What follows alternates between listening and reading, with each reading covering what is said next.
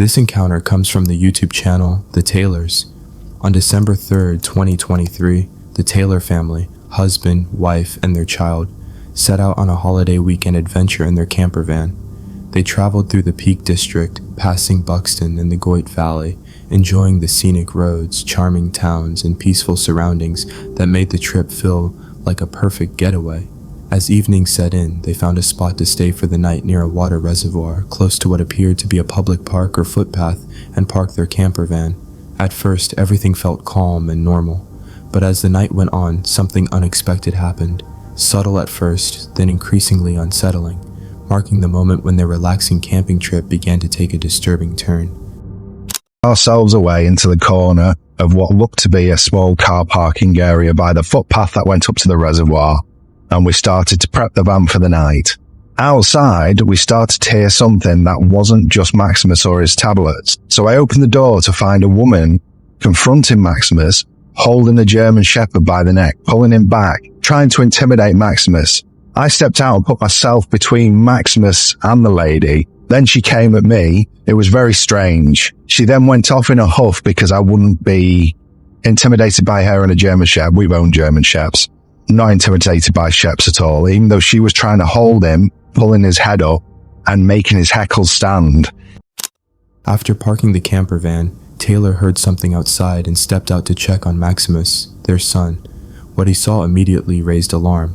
A woman was standing nearby, confronting Maximus, deliberately trying to intimidate him using her German Shepherd, moving close enough to scare him. Maximus hadn't done anything to provoke her. He wasn't bothering her or even interacting with her, yet she appeared intent on frightening him. Taylor quickly stepped in, placing himself between Maximus and the woman. Instead of backing off, she shifted her focus to Taylor, continuing the intimidation by allowing the dog to act aggressively toward him as well. The entire interaction felt hostile and unprovoked, making the situation deeply unsettling. It was a strange and disturbing encounter, especially in such a quiet public area, and as uncomfortable as that moment was, it turned out to be only the first bizarre incident of the night, with something even more unsettling yet to come. He just didn't intimidate me at all, and I wasn't bothered by him or her, or really the things she had to say. She wasn't being very nice. She definitely wasn't nice to Maximus. Anyway, she walked off, and we thought nothing more of it until this. Can I help you? No, can I help you? My child and my wife are in this van. Can you step back from my door, please? Right, now. No, step back out of my personal space.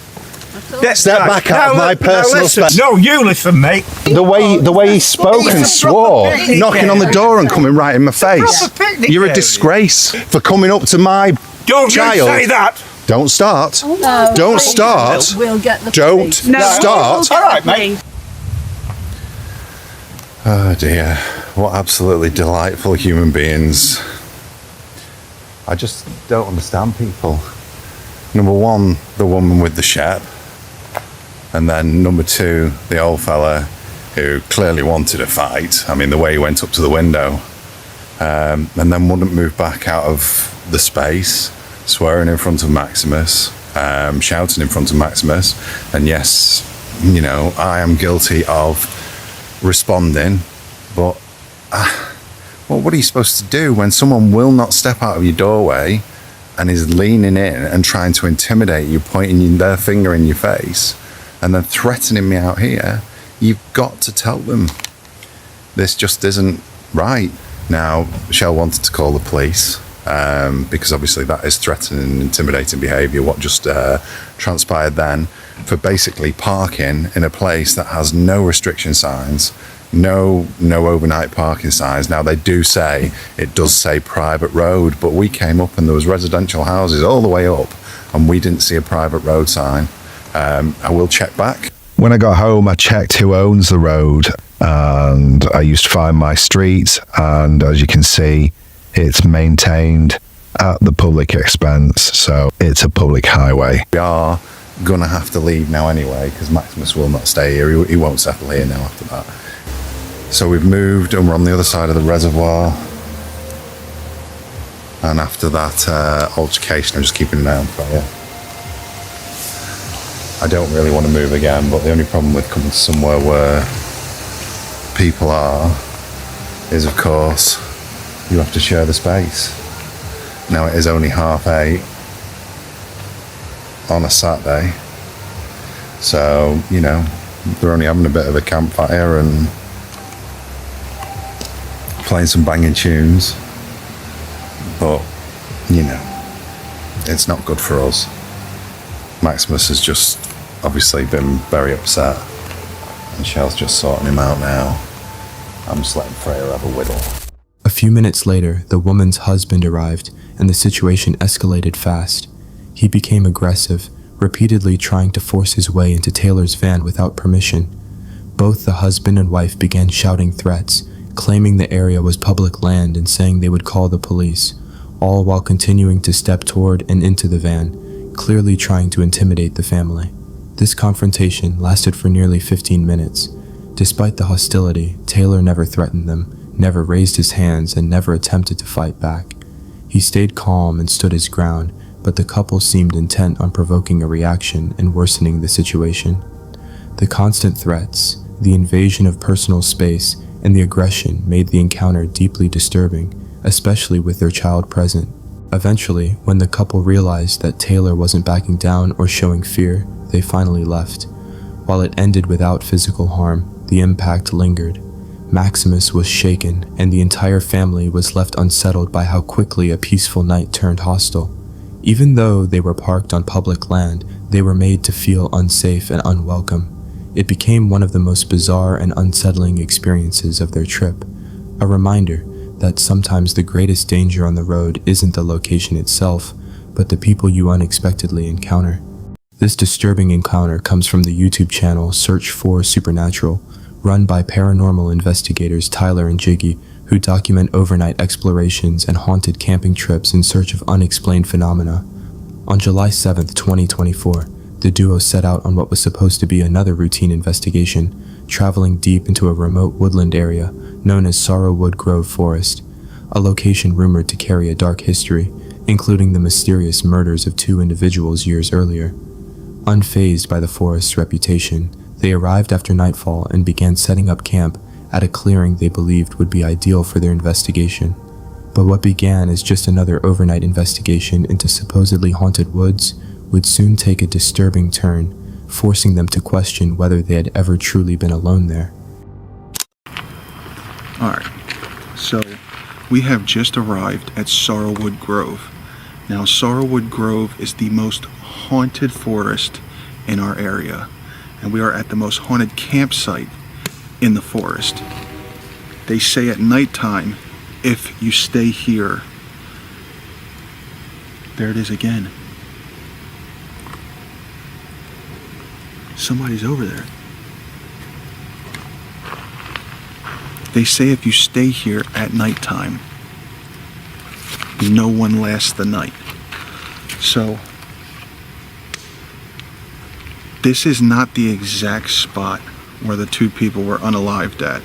It's down a trail system. So we're gonna walk and try and find this trail system and find the exact spot.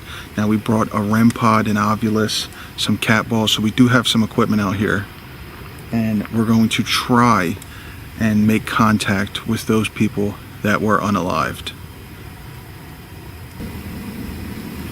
So things are starting to move all around us now. Did you just hear that? It sounded like a lady screaming. You hear it? What the fuck is that? Bro. Dude, I don't know what that is. What the fuck are we doing here? Shortly after arriving, Jiggy and Tyler began noticing branches cracking somewhere beyond the tree line. At first, they dismissed it as ordinary wildlife movement and continued with their setup. But the noises didn't fade. Instead, they grew more frequent and forceful. Minutes later, dull banging sounds echoed through the woods, followed by something far more unsettling. Tyler claimed he could hear faint screams drifting through the darkness, the distant cry of what sounded unmistakably like a woman. It didn't resemble any animal call. It sounded human. Still, uncertain and unwilling to jump to conclusions, they chose to brush it off and kept exploring the area.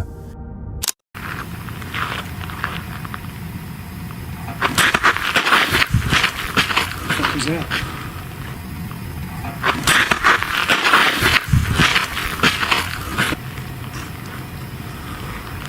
What was that? I have no idea. Something on your truck. Something scratched your truck.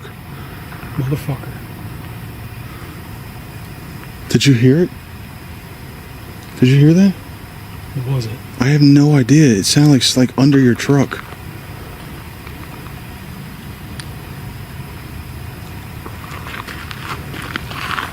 Dude, what are we doing out here? I don't know, bro. I really don't know.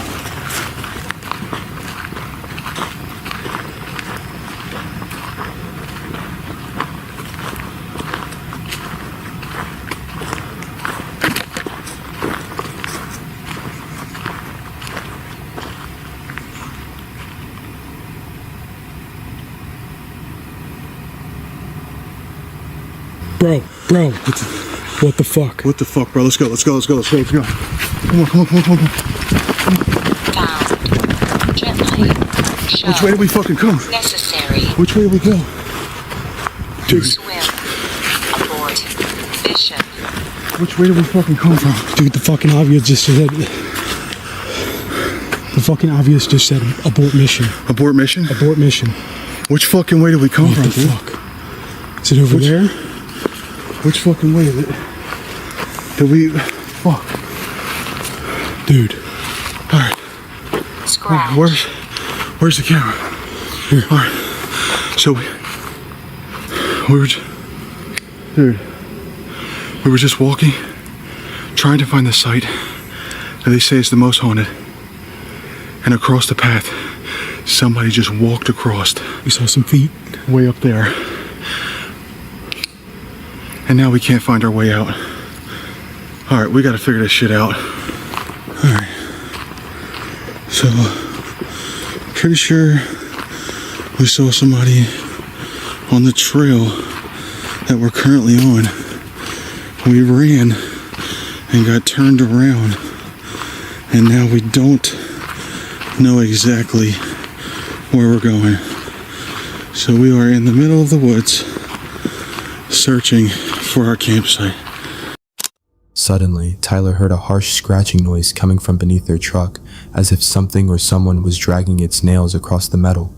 The noise was loud enough to send a jolt of fear through both of them, and an uneasy silence followed as they tried to process what could have caused it. Moments later, after moving deeper into the forest, the tension only worsened. They sensed they weren't alone, with both claiming they saw something move rapidly between the trees, too fast and deliberate to be clearly identified. But what their camera captured at that moment was even more disturbing. Standing motionless between the trees was a tall, white figure, unnaturally still, almost mannequin-like in posture. Its face wasn't visible at all. Instead, it appeared as though its entire body was draped in a pale cloth, giving it a ghostly, otherworldly appearance. It didn't look human. It looked wrong. Realizing the situation was escalating beyond anything they had expected, Tyler and Jiggy immediately abandoned their plan to camp overnight and began heading back toward their campsite. But in their panic, they lost their sense of direction, and that's when things truly started to escalate. Oh no, I think we need to get the fuck out of here. We gotta find our way out, dude. This is not fun. Which way? There's only one way, so we had to... Hell no, bro. What the fuck? Hell no.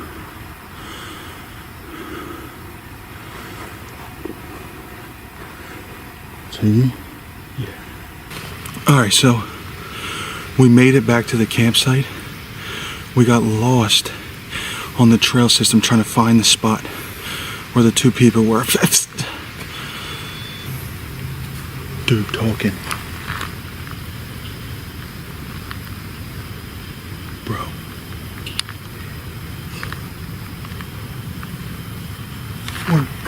Where's that coming from?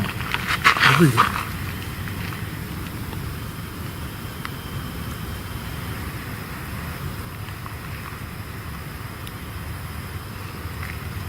Dude, my flashlight. It just died? It died. What the fuck is going on here?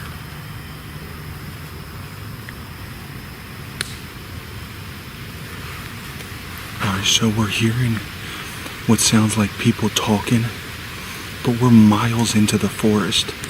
So there should be, realistically, nobody out here. The woods are pretty dense, but we're hearing footsteps right over there. Yeah. Which is thick wood.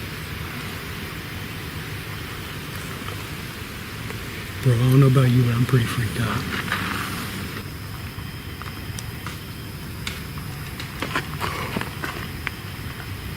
What the Nah, bro. fudge is going on? Nah.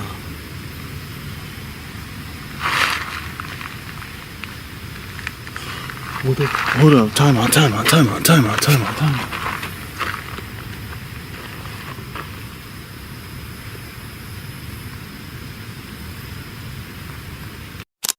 The noises around them began to grow louder and far more deliberate. What initially sounded like distant movement now turned into unmistakable footsteps echoing through the trees, accompanied by branches cracking and snapping from multiple directions. Then they claimed to hear faint, disembodied voices, low murmurs that sounded like people talking somewhere in the darkness, yet too distant and unclear to make out any words. With every passing second, the fear intensified. It felt as though whoever or whatever was out there wasn't just nearby. It was surrounding them. The sounds seemed to shift positions constantly, circling them, making it impossible to pinpoint a single source. Then came a series of sharp knocking noises, distinct repeated strikes against wood, like someone intentionally hitting a tree to announce their presence. The deliberate nature of the sound sent a chill through them.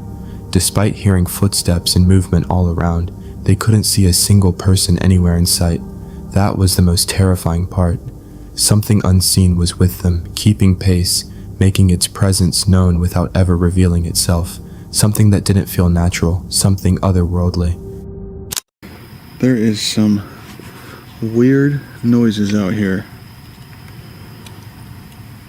What was that? What the hell was that? There it is again. It sounds like there's somebody out here. Oh! Jiggy!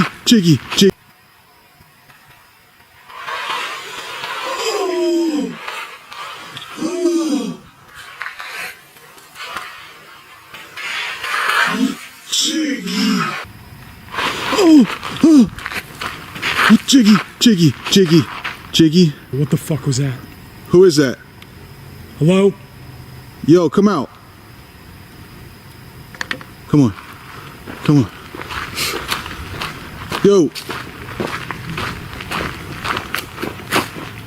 Yo. Bro, there's nothing there. What What the fuck was that? in the world is going on? Hello?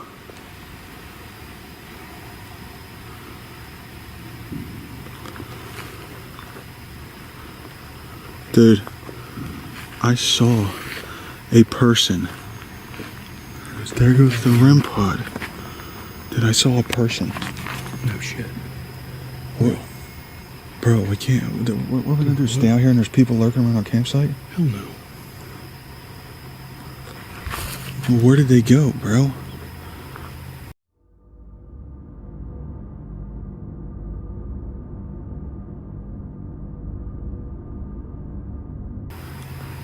I mean, there's a trail right there that leads up, but Yeah, it goes up to the truck.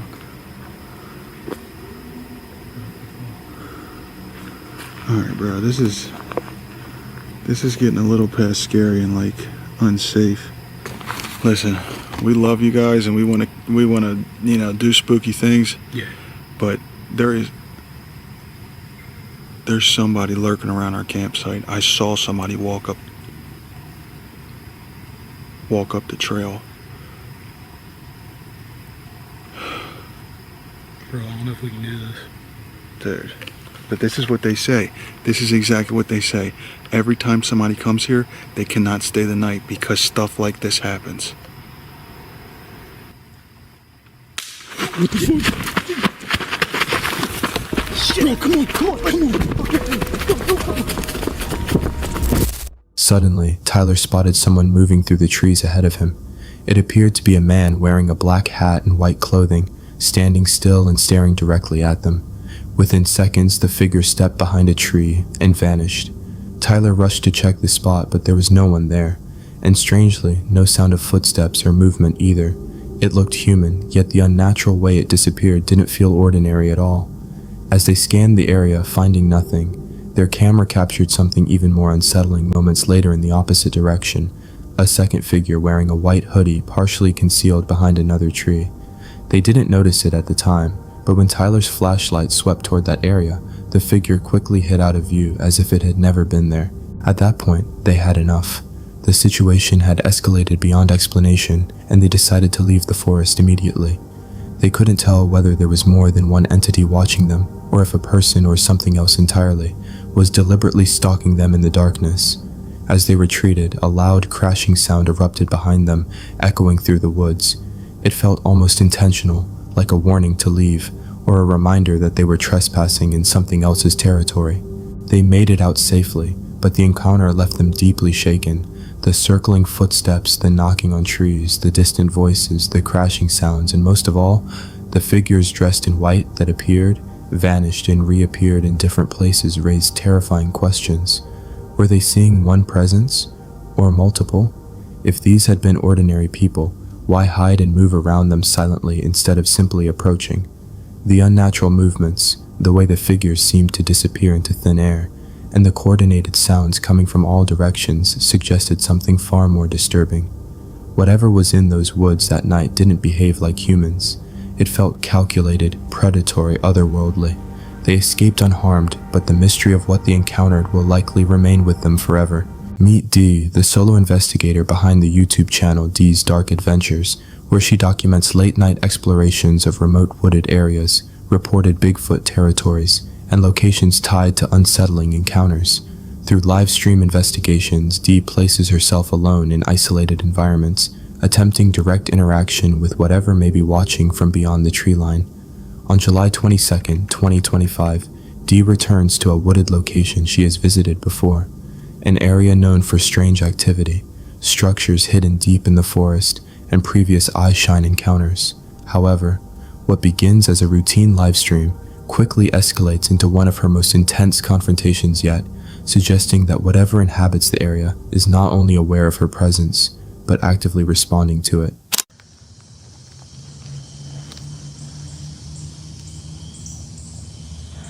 Okay, thank you, I appreciate that. Who said that? Well, I'm married. Ah! Fuck off! No, dude, you just see that? That came from up there, dude.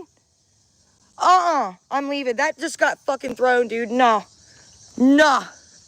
I've got that right in front of me. Right in front of me. Hey, don't do that. Oh my God, I'm gonna stay behind this tree. What the? They've never done that, ever. That was big. That was big. Okay, let me calm down here. Yeah, it came from right there, straight ahead, and down in front of me. That, right there. One of them spider things. You put that in your house, those things right there, the spiders they won't come in. Oh, I don't see anything. Oh, that terrified me. They've never done that. As Dee moves deeper into the woods, objects begin to be thrown from above rather than being dropped, suggesting something positioned in the tree line. Terrified, she begins scanning the darkness, sweeping her light across the tree line in search of whoever or whatever launched the object. Although woods offered no movement but discovery, she made next tightened the fear already sitting in her chest. It smells like urine up here, but not people. It smells funny. No way, what is that? No. Dude, that's a rusty fucking hammer. I just seen it because I was gonna place this down. I haven't looked down there. I don't know about that.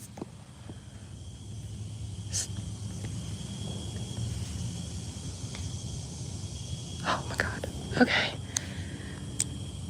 Okay. It's new. It has no debris on it. I mean, it's a little dirty and wet from the rain, but it's wet, but it's not. It's new, but it's not new, if that makes any sense. It's like there should be more debris and it's covered up. Dee then discovers a rusty hammer lying in the brush, strangely clean, as if recently placed. The more she studied it, the clearer it became that it had likely been left there deliberately. As that understanding sank in, so did the uneasy feeling that someone could be nearby, tracking her movements from the shadows. Though clearly shaken, she chooses to press on, unaware that the discovery marked the start of something far more unsettling. He can't work and watch my live, so he's got to text me real quick. What is that? Dude, what is that? What is that?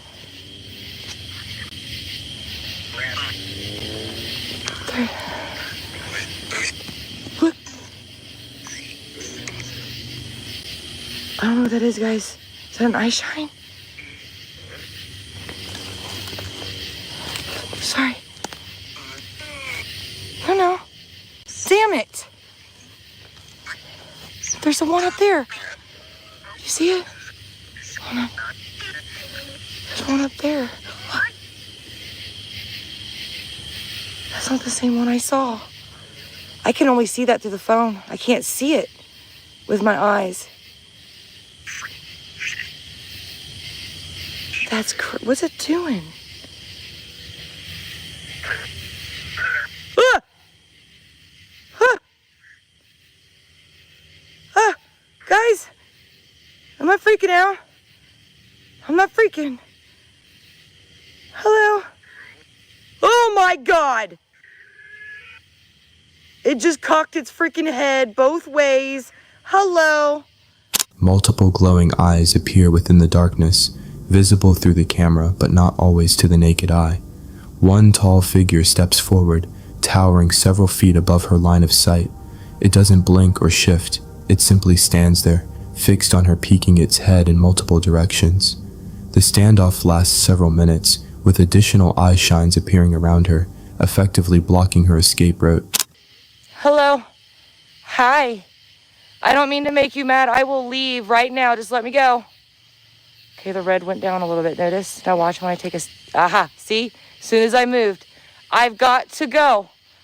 I need you to let me out. Guys, there's nothing. There's nothing there. Tangerine, thank you. I need you to let me go, honey. Okay? I'm sorry. I'm not here to hurt anybody. I just want to see your structures back here. My God, it's so tall, dude. It is so tall. Okay. Hi. Nothing. Guys, there's nothing there. Hi. It's so tall. And it's right in front of me. It's 20 feet, 3 feet, 2 steps, 3 steps for it. My God, and it's not blinking. Oh, God. Okay. Everybody, please. I'm down. Okay, I'm down. I'm on my knees. I'm begging now. Come on. Come on now. Oh, my God. I'm not going to panic. I'm not panicking. I can't move. I got one's behind me and this one in front of me, and I can't do anything. It's my way, man. I can't go anywhere. Okay. Please. Where'd you go? I can see it, but I can't get it on camera. Was the figure holding her there, fixing her in place, or had she unknowingly stepped into something far more calculated situation where every attempt to leave had already been anticipated? The tall shape remained motionless, its gaze locked onto her without interruption. It didn't flinch, didn't look away. The longer it stood there, the heavier the air seemed to feel, as if the forest itself were pressing in around her. The standoff dragged on, tension tightening with every second. Surrounded by lingering eyes in the dark, she finally dropped to her knees, pleading to be allowed to leave, no longer confronting whatever stood before her, but begging it for mercy. I'm sorry, guys. I wish I didn't do that. I can't help it. I am in here so damn deep. I don't even know if I'm going the right way. My brain is fried right now. I don't even know. I'm leaving. I'm just trying to, even though those back here, I just want them to know I'm going. My voice is leaving. It's getting further away. So is my light. I'm going. Whoop, whoop, talking loud. I'm leaving. Guys, what's wrong? Wait a minute. Okay. Am I going in circles?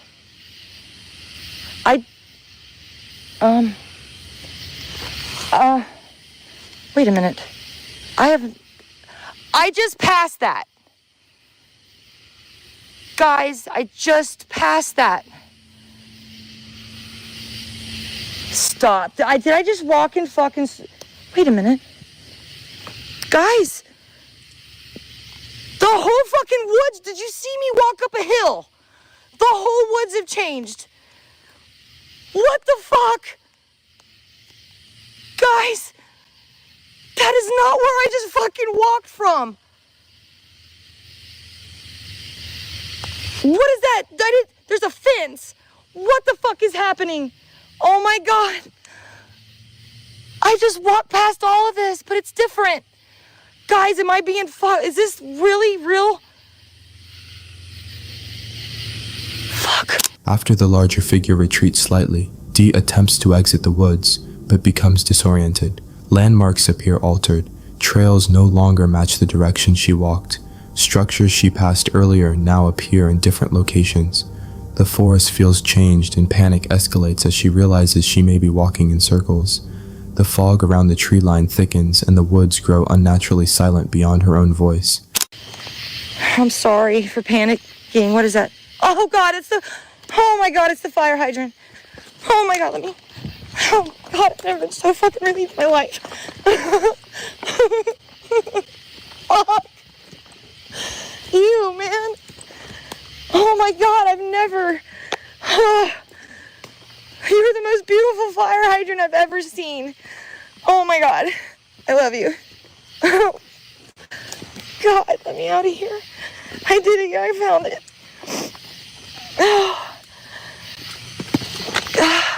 Praying aloud, Dee pushes toward a hill that she uses as her exit reference point. For several tense minutes, the terrain appears unfamiliar, as though the landscape itself has shifted. Finally, she spots a fire hydrant near the field's edge, an anchor point confirming she has reached the boundary. The sense of relief was immediate, but short-lived because what she discovered next left her even more startled. Yeah, let's scan this real quick. We always get some good shit in here. What was that? Avetta, thank you so much, guys. You guys are killing it. Thank you so much. Hi. Are you the two babies? Where's your mama? You're the two babies from like an hour or 2 hours ago. Well, where's your mama? Guys, there's two babies. I mean, they're not like babies, but they still got their spots and they're like my knee height. Come on, Mama, where are you? What are you guys looking at? That's where the fog was coming in, guys. Oh my God. What I want to also point out, look, there's no tower, nothing here. The only tower is over there blinking. You see it blinking? It's blinking. It wasn't solid. This thing was right here up on this hill staring at me. There's nothing. There's no tower. Even after she clears the tree line, the tension refuses to break. Just beyond the thinning woods, a presence seems to linger in the fog, unseen but unmistakably there. Through the camera, faint movement shifts within the mist, subtle enough to question, but deliberate enough to notice. Whatever had surrounded her moments before hadn't vanished, but was still there, watching from the cover of darkness, waiting beyond the line where visibility ends. Dee ultimately made it out that night, but the footage left behind a series of deeply unsettling questions. Multiple sets of eyes appeared and disappeared within the darkness. A towering figure seemed to respond intelligently to her movements. Objects were placed or dropped with deliberate precision. The terrain itself became disorienting, as though the landscape had shifted around her. And even after she exited the woods, the surrounding wildlife reacted as if something unseen still lingered nearby. Why did it allow her to leave only after she pleaded? And how had the terrain appeared to shift while she remained fully conscious, navigating by familiar landmarks? Each unanswered question leaves the encounter far from explainable by ordinary means. Some investigations capture unexplained sounds, others capture fleeting shadows, but that night Dee's encounter suggests something far more deliberate, something capable of surrounding, intimidating, and possibly controlling the environment itself. And if it chose to let her go, the question remains, why? This unsettling encounter comes from Ginity, the creator of the self-titled YouTube channel and a well-known Twitch live streamer. Ginny is known for traveling across the world, gaming, and sharing live IRL streams that are usually cheerful, interactive, and focused on culture, food, and outdoor exploration. Her content is typically lighthearted, with viewers joining her journeys in real time. However, on May 6, 2023, while streaming live in Taiwan, one of her adventures took a disturbing turn. Ginny had accepted a viewer challenge that involved backpacking and hiking through Taiwan's scenic landscapes, something she had done many times before without issue. The hike began normally, surrounded by nature and calm trails, with her audience watching live as she moved deeper into the area. But midway through the hike, Ginny began to notice something that didn't feel right. Small details started to stand out, subtle movements, an uncomfortable sense of being watched, and moments that made her instincts kick in. What started as a peaceful outdoor challenge slowly shifted into something far more unsettling, marking the beginning of an encounter that would leave both Ginny and her viewers unsettled.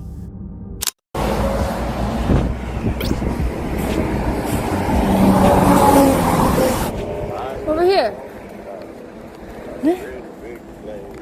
But where? No, this leads somewhere else, dude. Way down inside of me. The guy in dark clothes. Oh, he's there. He's there. Do you see him? But he's like covering his entire clothes with the black mask as well. Yeah, I cannot see his face at all. He's like ninja.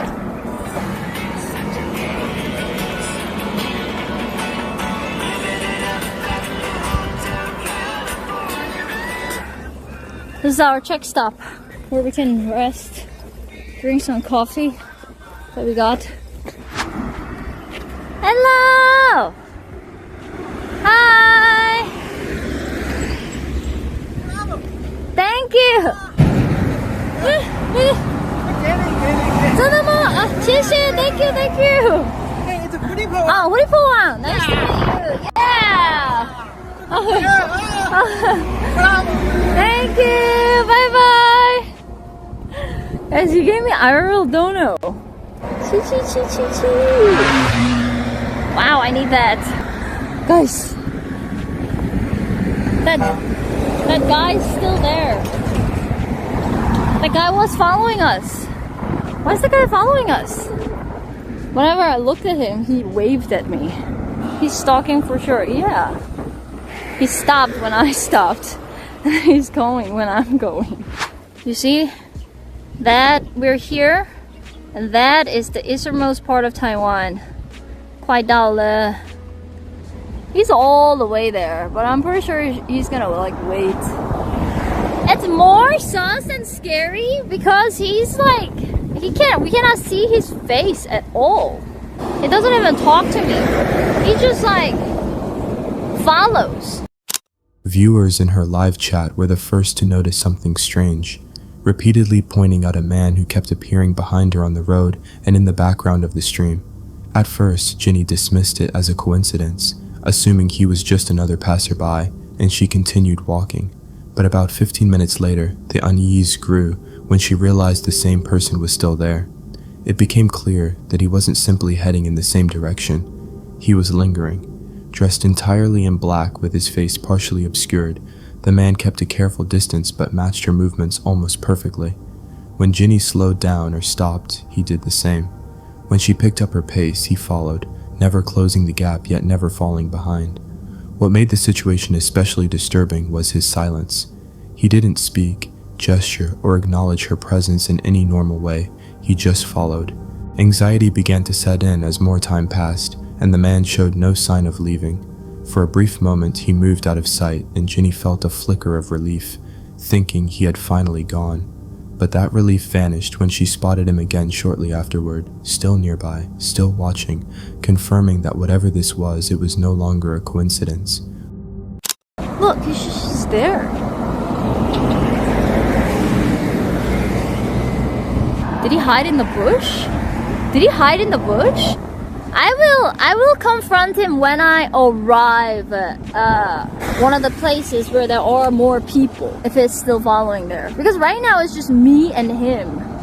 I don't want to confront the person when it's just one versus one. The man stayed nearby, sometimes ahead of her, sometimes behind, but never leaving. The unease grew, yet Ginny avoided confronting him since the road was empty.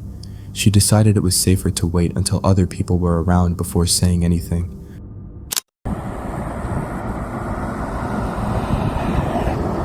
It's over there. Dial 110 and call the police. Well, is that like appropriate moment to call 110? Because he has been following, yes, but he hasn't done anything. Did he get up? He did. He got up.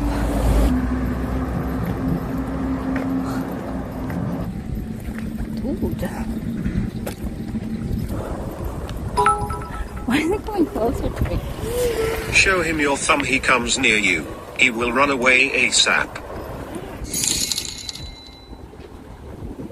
He's obviously a sick dude trying to steal the show for attention. Hopefully that is the worst of his motives.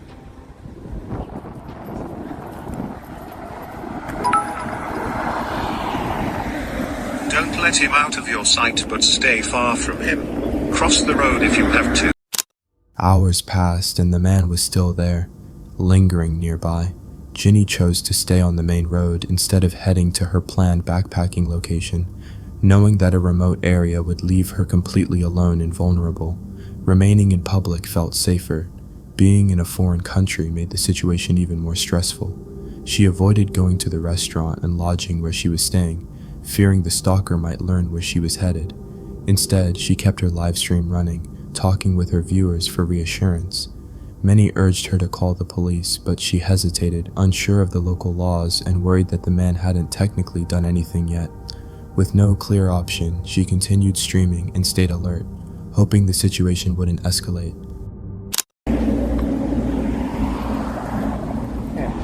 What is he doing? Looks like he's like collecting something. Oh, there's a police officer. Oh, well, I think someone called police. Go tell the cop. Do I go tell the cop? Okay, let me ask. Okay.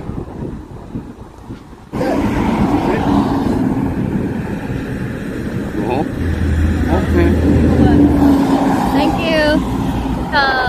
Stop following. Can you tell him, stop following me? Yeah. Thank you.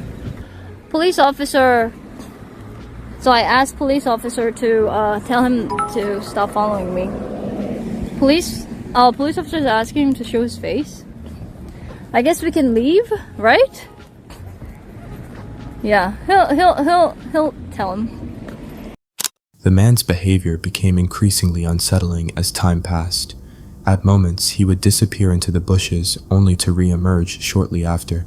At other times, he would oddly pick up random trash bags or linger without purpose, actions that felt erratic and unnerving. Nothing about his presence seemed natural or accidental. For nearly 4 continuous hours, he silently followed her, never speaking, never explaining himself. While he never physically approached or harmed her, the sheer duration of the stalking, especially targeting a woman who was alone, suggested something far more sinister than coincidence or curiosity. His unpredictable actions and persistent shadowing made it clear that the situation carried a real and frightening sense of danger.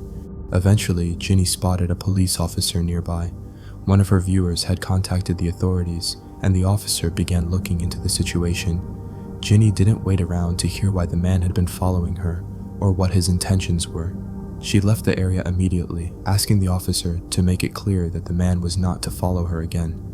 Later, Ginny updated her viewers, explaining that there was information which might shed light on the man's unsettling, almost psychopathic behavior. There was a noose. So apparently, police said, he got aggressive when police officers were investigating him. But, yeah, he went to hospital. It was on TV news. I think he had, like, a little bit of mental problem. Yeah. But anyway, yeah, he's gonna get all the help he needs in the hospital. She later explained that when the police confronted the man, he became aggressive and ended up in the hospital after getting injured during a struggle with the officer. It was later confirmed that he was dealing with serious mental health issues, and the incident even made local news in Taiwan. Ginny escaped the situation unharmed, but it was unsettling to realize what could have happened if the police hadn't arrived in time, especially knowing he wasn't in his right state of mind. People struggling with severe mental health issues can sometimes act unpredictably or violently, and Ginny made the right decision by not confronting him. She trusted her instincts, stayed in public areas, and kept herself visible through her live stream until help arrived.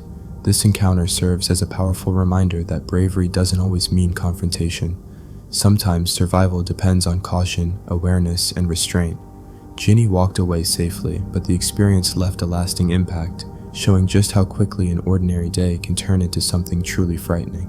Meet Taylor, the mind behind the YouTube channel, Taylor Van Beek, where he documents outdoor expeditions, off-grid camping trips, and late-night adventures that often lead him into unexpected and unsettling situations. But on May 21st, 2022, what began as a routine truck camping trip near downtown Jacksonville, Florida, with his dog Lola and a cousin's puppy unexpectedly turns tense when the quiet of the night is shattered by unexplained disturbances.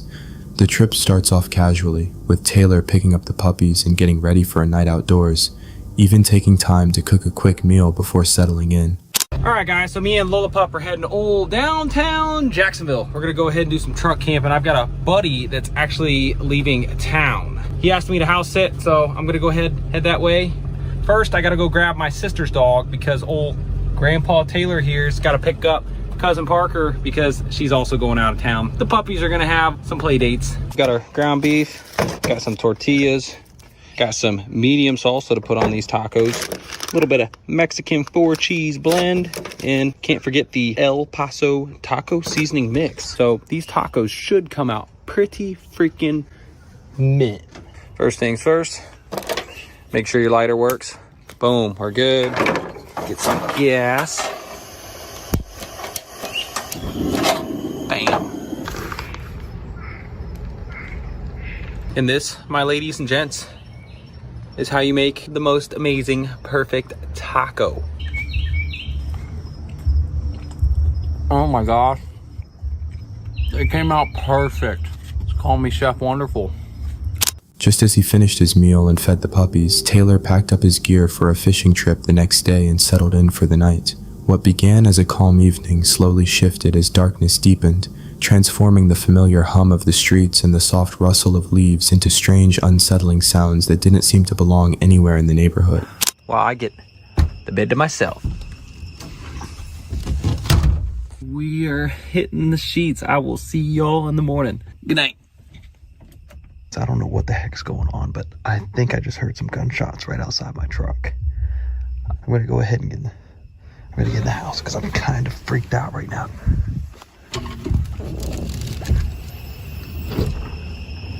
Oh.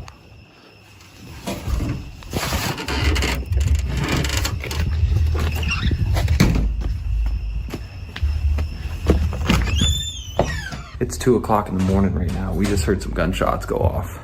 I don't know what the heck's going on. And I have not seen any cops show up, so I don't know if those were actually gunshots that went off, but I think we're gonna go ahead and just fall asleep on the couch inside this house, and I will see you guys in the morning. So I just got a text from my buddy, the one that I'm house sitting for. He was asking if I was all right. I guess he got an alert. I forgot. It's got Ring cameras.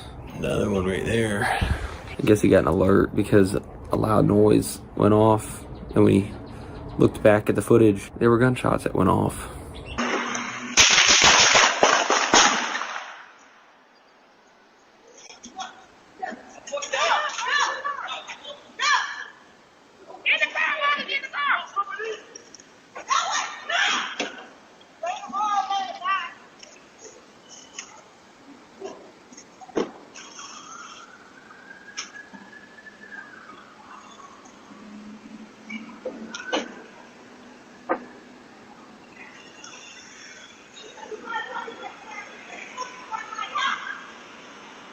from the footage, they came from that general vicinity.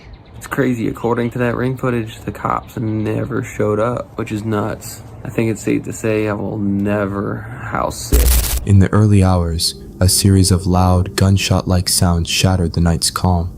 Taylor's heart raced as he struggled to locate their source. What made the situation even more unsettling was how empty everything seemed in the moment.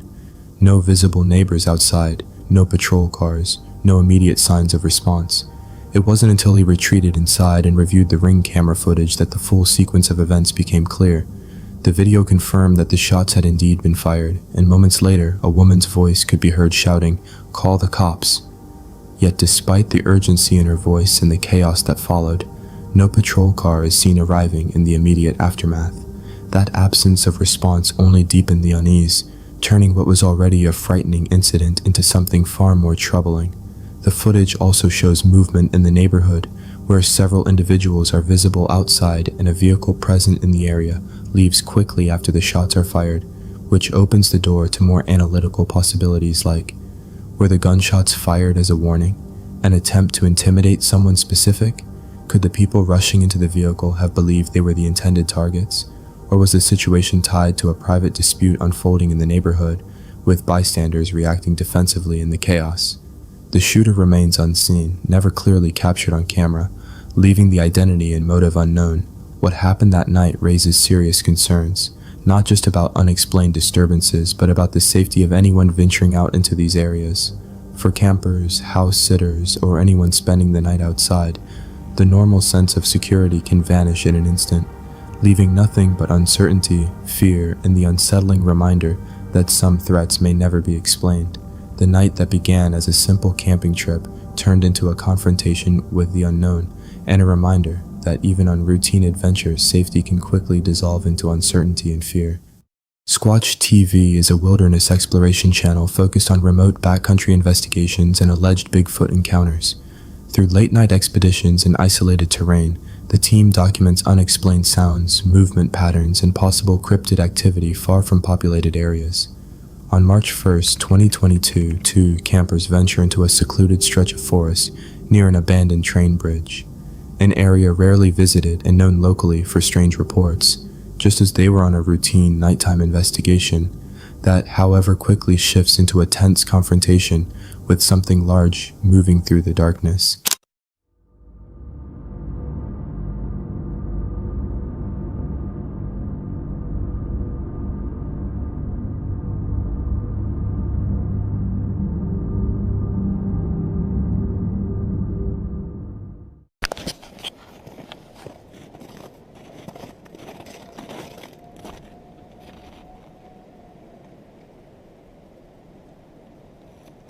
It's hard to tell with the wind, but it almost sounded like something definitely made some kind of noises over there. So we're gonna check it out. Occasionally snowmobilers come through here, but other than that, it's pretty remote. This is an abandoned train bridge.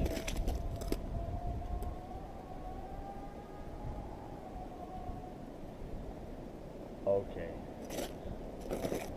I almost kind of don't want to go back over there. Yeah, my brother said he heard some weird things, but that's pretty weird. I've never heard a grizzly bear sound like that before. Whew. You got like chills going down your spine? Yup. I hope the camera got that. The investigation begins with distant, unnatural sounds cutting through heavy wind. At first, they attempt to rationalize it. Snowmobiles, wildlife, shifting trees, but standing near the abandoned train bridge. They realize the noise doesn't match anything familiar, not even a grizzly. It carries a weight, a depth that sets their nerves on edge. The uncertainty hangs heavy in the air, and the choice to move closer changes the course of the night entirely, setting them on a path they cannot turn back from. I don't even want to go. I don't even want to. What the hell was that?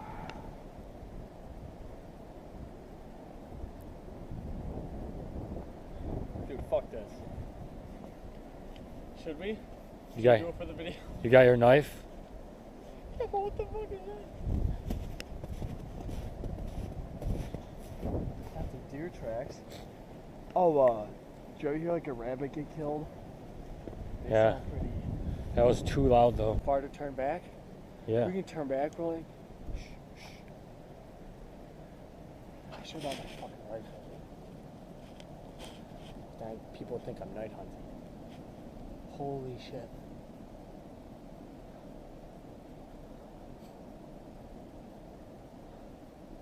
Alright, let's keep fucking moving.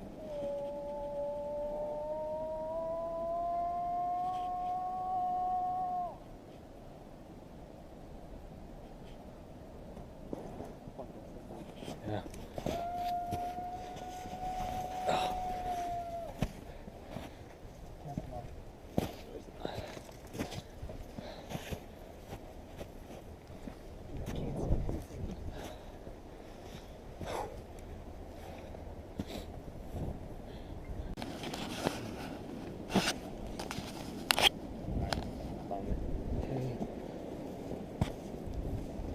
As they push further into the woods, the noises grow louder and more unsettling.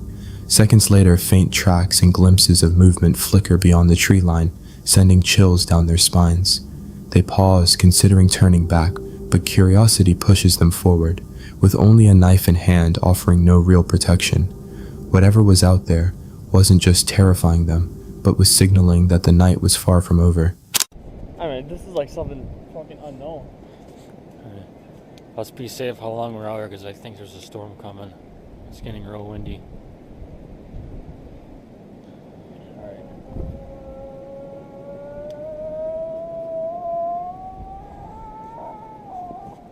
Go. That's pretty loud. That's close. Okay. So I know.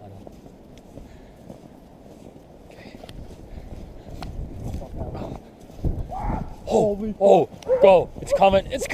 Oh, crap. Wait. Don't. Wait. Go.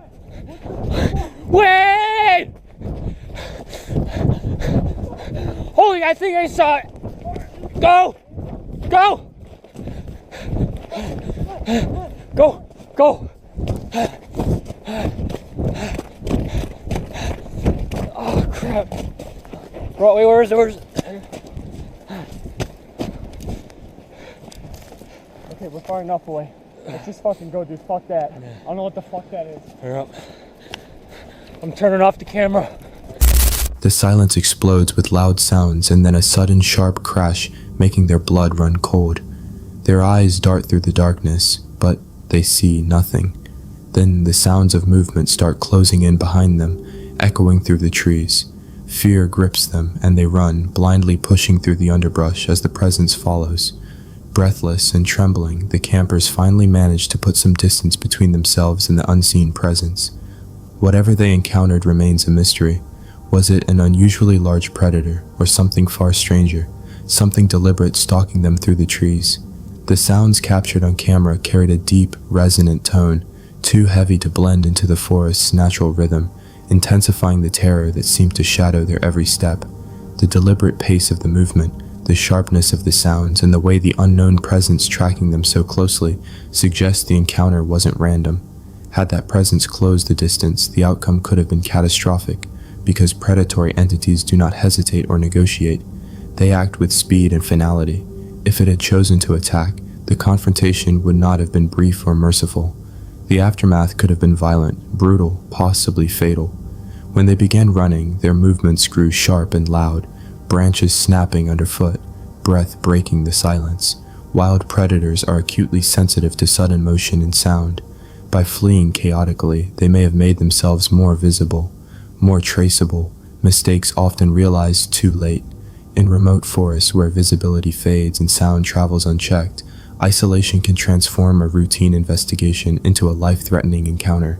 And sometimes what follows you in the darkness is not human, but something patient, watchful, and fully aware that you are there. This encounter comes from the YouTube channel The Buffalo Overlander, owned by Kevin and Donna, a couple known for documenting their van camping adventures deep in remote wilderness areas. Their content usually focuses on the beauty of nature, off-grid living, and exploring peaceful, isolated landscapes. On October 4th, 2025, they set out on another trip, camping in their van at Kwai Makoto Camp. The day had been calm and enjoyable, just like many of their previous adventures. They were relaxing at their campsite, filming and taking in the surroundings, unaware that the quiet atmosphere was about to change. In the middle of their stay, they suddenly found themselves face to face with a predator. The encounter was close, intense, and completely unexpected. What had started as a peaceful wilderness escape quickly turned into a tense and unsettling moment, with their cameras capturing everything as survival instincts took over. Yeah, I'm watching.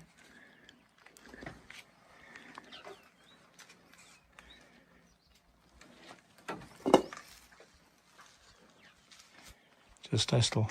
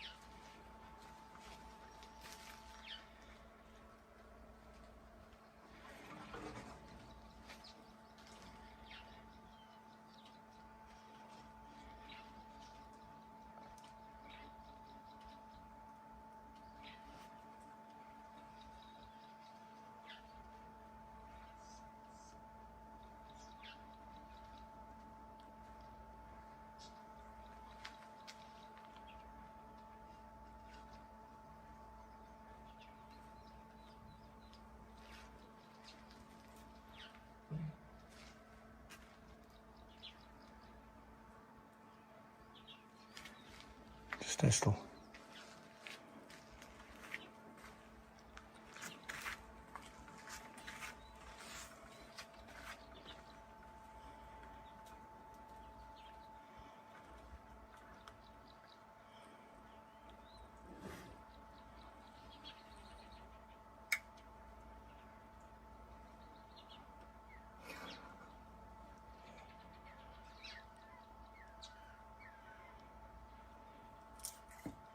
Just stay still.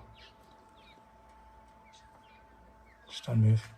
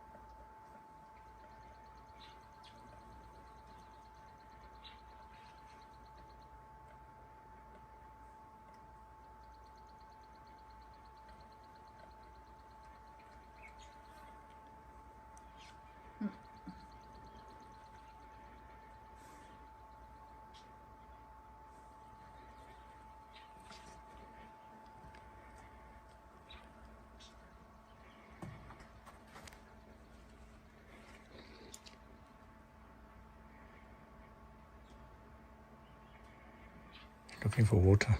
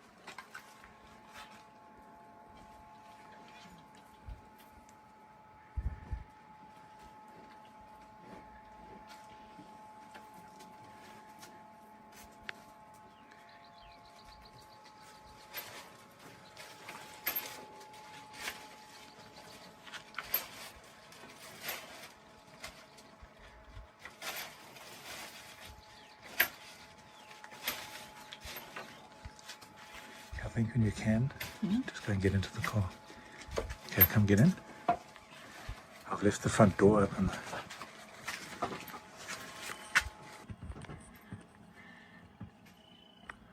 Yes, look.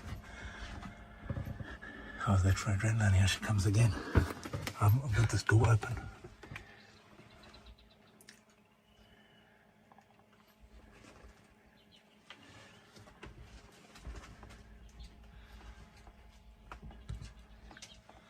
Looking for water. Sure.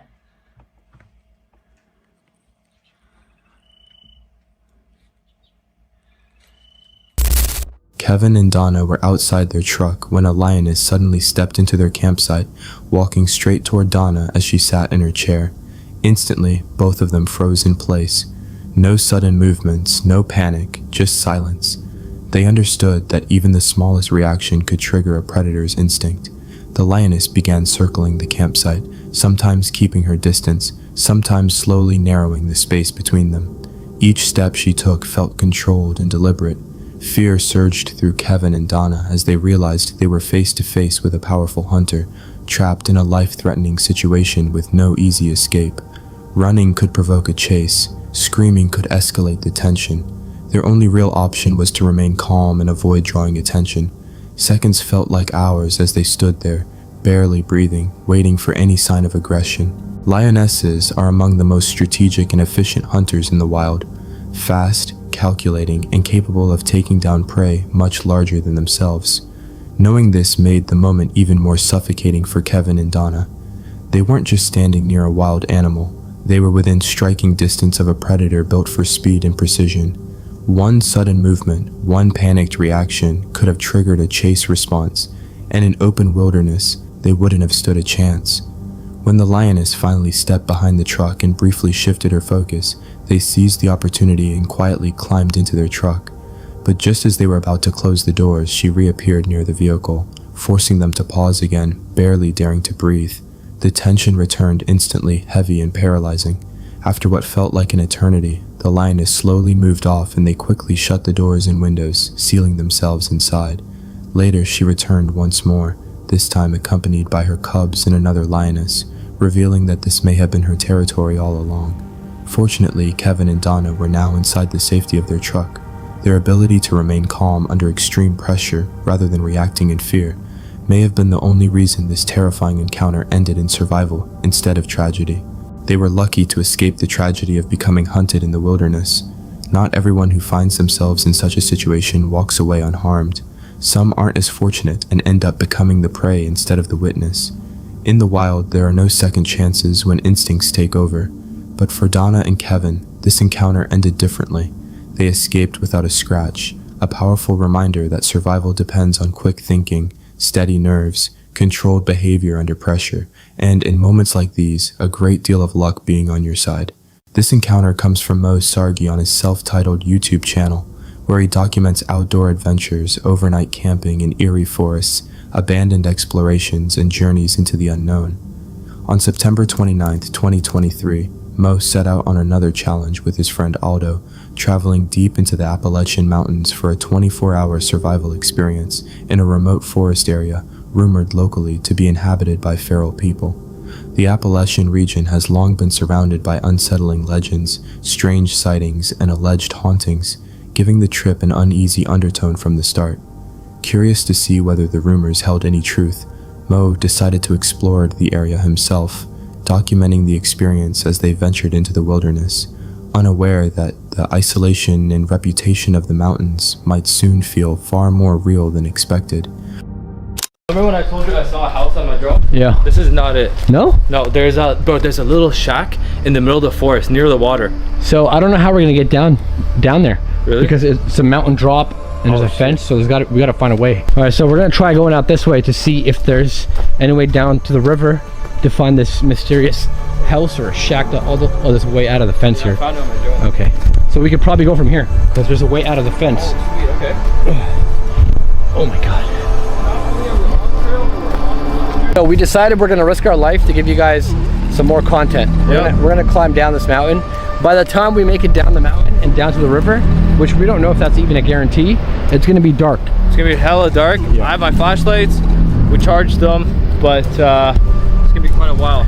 Like, I don't mind the darkness, but when it gets dark, the animals come out. Yeah. And also the feral people. Which I already found their house on my drone. is somewhere down there. Yeah. Dude, imagine we get down there and it's not there. Imagine. That'd be crazy. And then making our way back up, it's gonna be all nighttime stuff. So this adventure, it could get really dangerous, but you know what? We're living a little, let's do it. Smash the like button, let's live a little. Careful. This is legit, seriously. Yeah, until you tumble down a mountain. And you know the worst part is you can tumble down the mountain and this is all barbed wire that you're touching. Oh. Yeah. And imagine tumbling down and like getting stuck in the barbed wire. Now coming up is gonna be hell too. The Appalachian Mountains are one of the largest mountain systems in eastern North America, stretching roughly 1,500 miles and considered among the oldest mountain ranges on Earth, even older than the Himalayas. Over centuries, the region has developed a reputation for being unsettling, fueled by deep-rooted folklore, vast, dense forests, unreliable or non-existent cell signals, and areas where human presence can be absent for miles. The isolation alone is enough to make anyone feel vulnerable. As Mo and Aldo hiked through the Appalachian Mountains, exploring abandoned structures scattered across the terrain, Aldo suddenly spotted something unexpected on his drone. An isolated house sitting far down the mountainside. Curious and intrigued, they decided to make their way toward it, descending deeper into the remote area. But as they trekked down toward the river, something truly terrifying suddenly occurred. Holy shit! This is so beautiful! Whoa! Aldo! Wait, where'd he go? Aldo! What the hell? Yo, he disappeared! Aldo! Wait, actually? Aldo! Oh, hey! Oh, fuck. Fuck, oh my god, oh my god. Yo!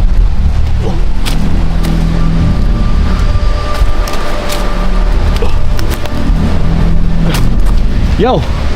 Yo! Hey, hey, hey, hey! Shit, spider webs. Yo! Yo! Hey, hey! You okay? Yo! Hey! Hey, hey, hey! Aldo! Yo! Hey! Wake up!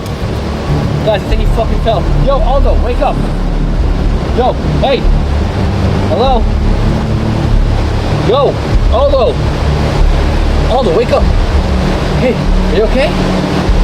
What happened? Yo, what happened? What happened? Get up. Did you hit your head? Okay? Take it easy, okay? Just take your time, take your time. Did you fall? Did you fall? Do you remember what happened? What happened? Bro.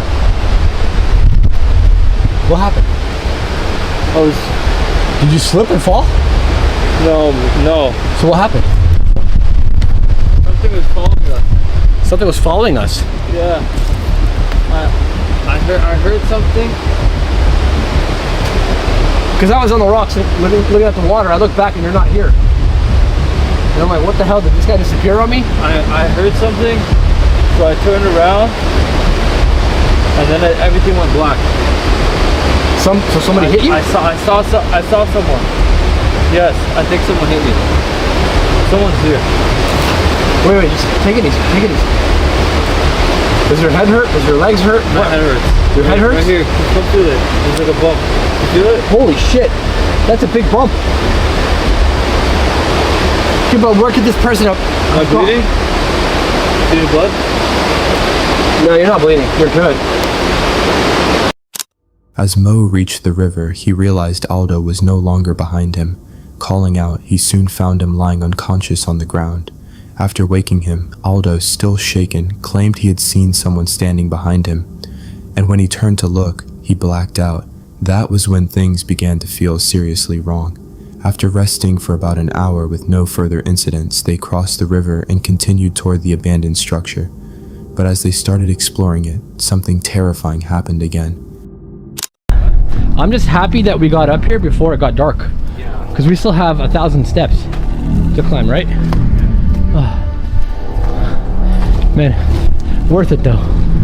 Worth it.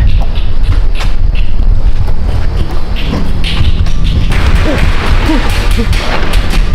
go, go, go.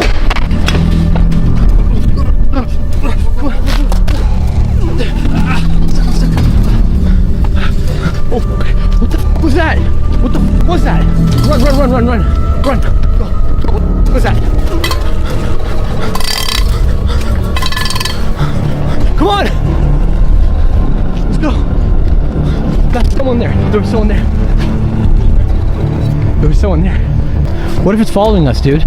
Wait, what's that in the window? What's that in the window? Oh my god. Oh my god. There's a face. Dude, look at my screen. Look at my lens. You can't zoom in that far. There's a guy standing right there. Look at his face.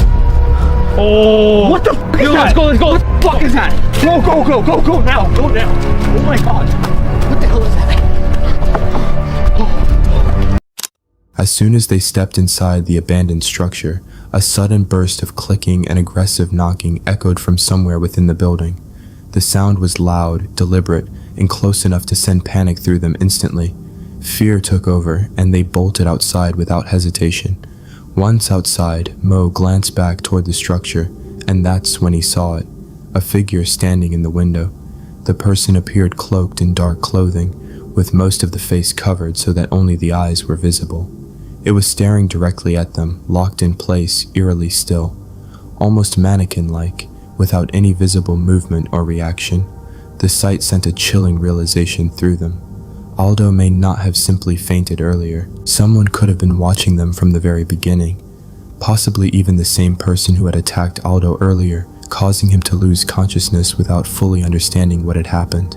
Shaken, they began moving away from the area, trying to put distance between themselves and the building. But midway through the retreat, they noticed another figure standing far off in the distance once again. What is that, a head? Is that a person? Someone watching us? Dude, there's something orange over there. Look at that. It looks like a face. Oh, see that?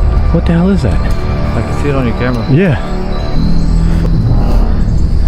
It's not there anymore. Dude, I'm dying. We're taking a break, even though there could be somebody after us. Somebody scared us down there. There's definitely a feral person in there. Dude, I'm still dizzy. Somebody scared us.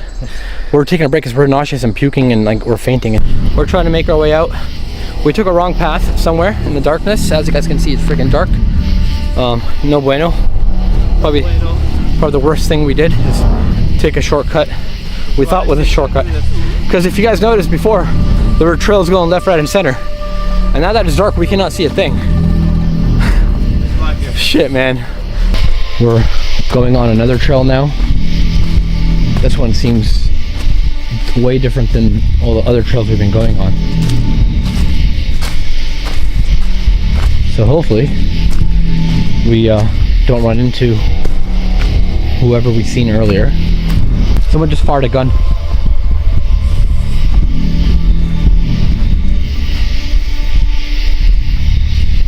Someone just fired a gun. Really? Yeah. I just turned off the camera too. I fucking hate myself for that. Man, it is getting darker and darker. I literally cannot see a thing. I think my flashlight is dying out, or this camera. Oh my god, I hear clicking.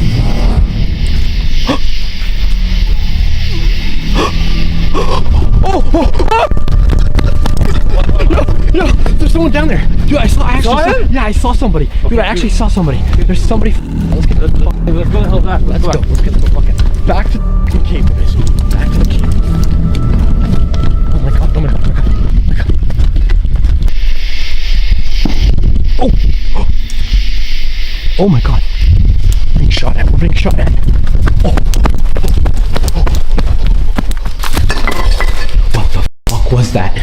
What the fuck was that? Bro, what the hell was that? What the hell was that? That was a man, dude.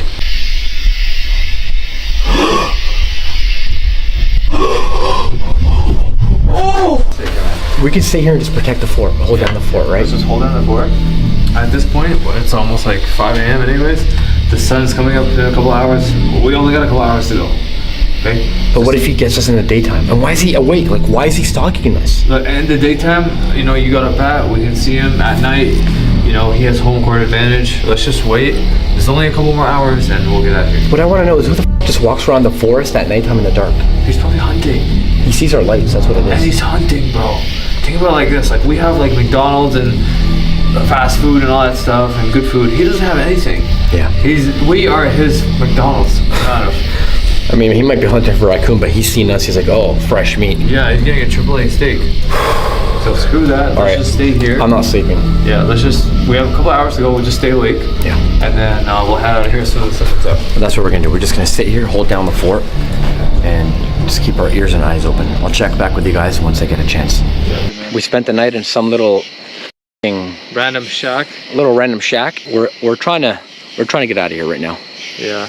It was a tiring night, man. That was creepy, man. We actually, as you guys saw, we took turns.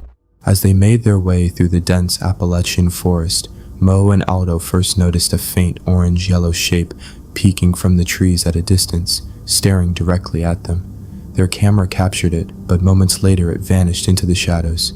Exhausted from the long trek toward their car, they paused briefly to rest before continuing as night fully settled over the mountains. Midway, Aldo spotted movement creeping among the trees. Mo trained the camera and caught a figure hiding behind a tree, dressed in strange, ragged clothing, its face unnervingly still and expressionless. The figure had no light or torch, moving as if it knew the forest intimately, capable of crossing paths with them without being seen. Each figure they noticed appeared different, suggesting multiple individuals, or possibly the feral people Mo had mentioned earlier, were silently stalking them. Appalachian folklore speaks of areas believed to be inhabited or guarded by unseen entities, and this encounter felt precisely that, territorial and deliberate. The gunshots, hidden figures, and eerily still faces weren't random, they were clear warnings. Sometimes the most dangerous threats aren't invisible, they're patient, hidden, and opportunistic, testing intruders while remaining just out of reach. Mo and Aldo could have been attacked, but quick thinking and instinct allowed them to leave safely, with Aldo suffering only a minor head injury. Despite escaping unharmed, the mystery of who or what was stalking them remains unresolved, leaving an unsettling impression that the forest itself may conceal far more than it reveals. The encounter also highlights a harsh truth of wilderness exploration. In remote, uncharted areas, even seemingly human threats can behave with uncanny knowledge and precision, blurring the line between natural danger and something far more sinister. These figures were not just strange, they were intelligent, calculating, and watchful. They weren't wandering aimlessly, they were hunting. It felt as if Mo and Aldo had become prey in a deliberate game of pursuit, every movement and every sound in the forest carrying the weight of being stalked. Whoever those figures were, they understood the terrain, and possibly their fear. Had Mo and Aldo not left the forest when they did, they might have remained trapped in that invisible hunt, or worse. The wilderness carries a stark reminder. You never truly know what or who you are facing. Sometimes the danger comes from creatures that walk on 4 legs, driven by instinct, but sometimes it comes from those who walk on 2 legs, intelligent, patient, and far more dangerous. Mo and Aldo escaped safely, but the regret of going there still lingers, adding this encounter to their list of the most mysterious and disturbing experiences of their lives. This encounter comes from Paranormal Discovery, a channel run by paranormal explorer Lomar, who documents adventures into remote locations known for eerie legends and unexplained phenomena. His content has earned a strong reputation among paranormal enthusiasts for capturing unusual occurrences during camping and hiking expeditions. On February 25, 2026, Lomar set out on an overnight winter camping trip deep in the Appalachian Mountains, a location he had previously visited where he reported hearing strange, unexplainable noises. Determined to investigate further, he returned to the same area, set up his campsite, lit a campfire, and began preparing a meal over his burner while keeping his spirit talker device active, hoping to capture any signs of communication from the unknown.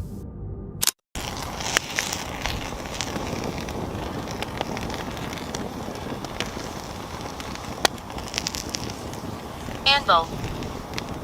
Anvil?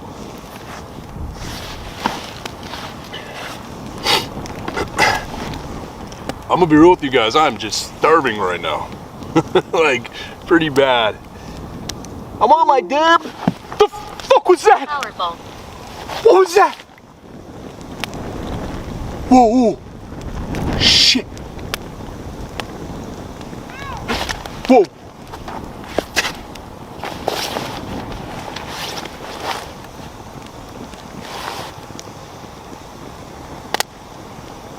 Listen upstairs. I'm still trying to figure out this. What was that? Shit.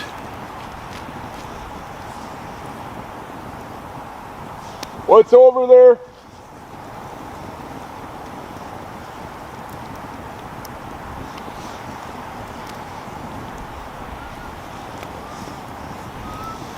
Oh.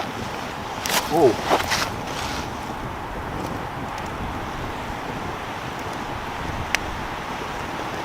This wind is stirring something up right now.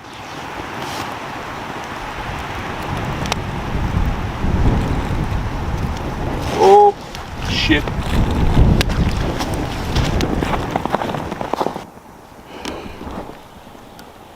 It's weird. Something, like if you guys missed our previous video, something was hanging around this area. We saw it. I saw it. Chels said she saw something too. It's just a weird spot.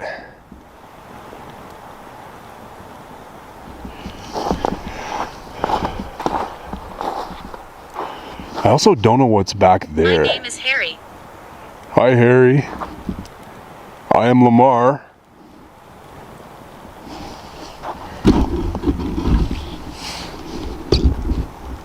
What the fuck was that?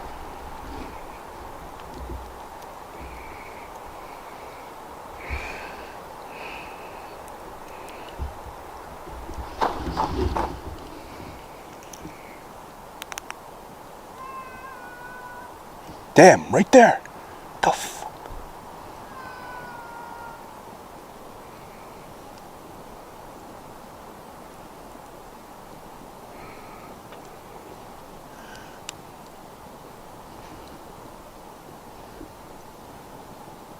Okay, whatever. I don't really mean whatever, but I'm gonna just focus on my dumplings right now.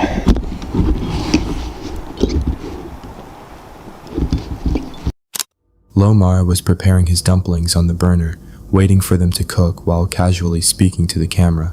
Suddenly, an eerie sound followed his voice, repeating his exact sentence back to him. The voice was distorted, disembodied, and clearly human-like, yet unnatural enough to send a chill down his spine. Almost immediately after, another strange noise emerged from the same direction. Something animalistic, but not quite an animal. Lomar hesitated, unsure of what he had just heard. Moments later, a loud, deliberate whistling sound came from the trees in the distance. It sounded human, intentional, as if someone was signaling. In that moment, the realization hit him. He wasn't alone out there. The forest then grew quiet, unnaturally so, before a piercing scream suddenly echoed through the darkness. It resembled a woman's voice, loud and chilling enough to shake him to the core. Lomar quickly pointed his flashlight toward the direction of the sound, but there was nothing there, only darkness and the heavy silence that followed. Trying to rationalize what had just happened, he decided to continue cooking, convincing himself it might have been his imagination, or maybe someone was just messing with him. As time passed, an uneasy feeling began creeping over Lomar, the sense that he wasn't alone. The forest felt different, heavier, as if something was watching him from the darkness. Moments later, his suspicion was confirmed when something even more unsettling happened.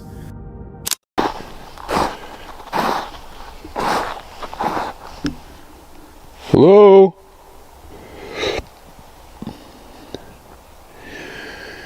I'm gonna switch it back to spotlight, by the way. There we go.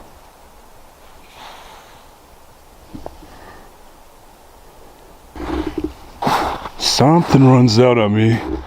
2 cameras are rolling.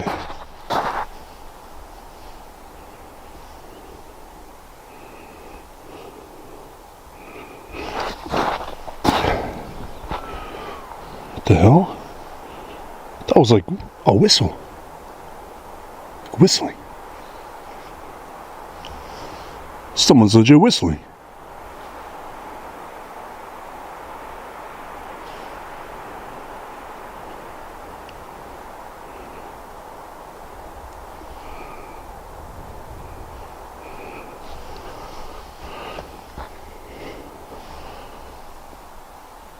What the hell? We're don't get a good vibe anymore.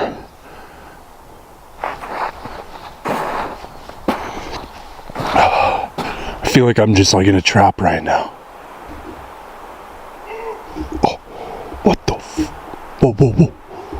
What the fuck? Whoa! What the whoa, whoa. Who's there? Circling me. It's in all different directions. What the f is going on? Who's there? Show yourself.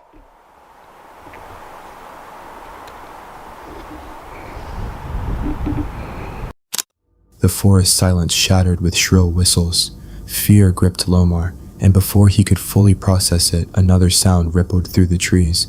A deep, agonized groan of a man followed abruptly by a piercing scream from the opposite direction. The most unnerving part was that the sounds didn't seem to belong to a single source. Lomar's heart raced as he realized that there were more than one presence out there, or perhaps something unseen watching him, testing his nerves. Sorry, I'm shaking, guys. I don't mean to shake the camera, but there's something weird going on right now spiritually, and I just can't. Like, look at these trees. Chewed or something.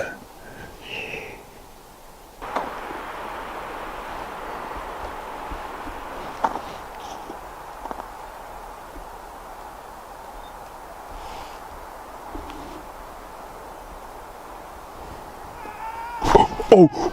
Whoa, whoa, whoa, whoa. Whoa, oh, shit. What the? No way. They came from the camp. Whoa, whoa, whoa! Something's moving. Something's moving. They came from the camp. What the fuck? Something over here? What the? A sharp, eerie squeak sliced through the night, followed by another agonized scream that cut deeper into the darkness, louder and more urgent than before. It felt deliberate, as if something or someone was trying to lure him into a trap.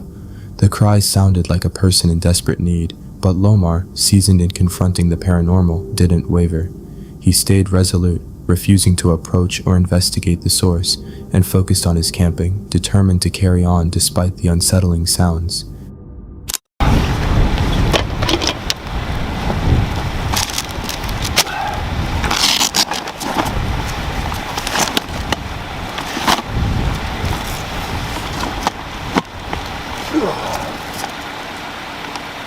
Man, this is like... This just scared the hell out of me. Like, I don't know what's happening. That moment scared the shit out of me. Jeez Louise.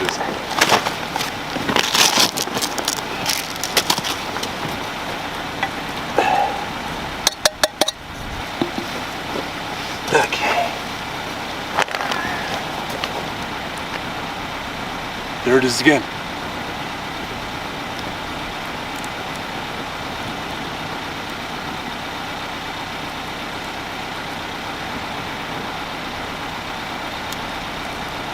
Something does not want me here.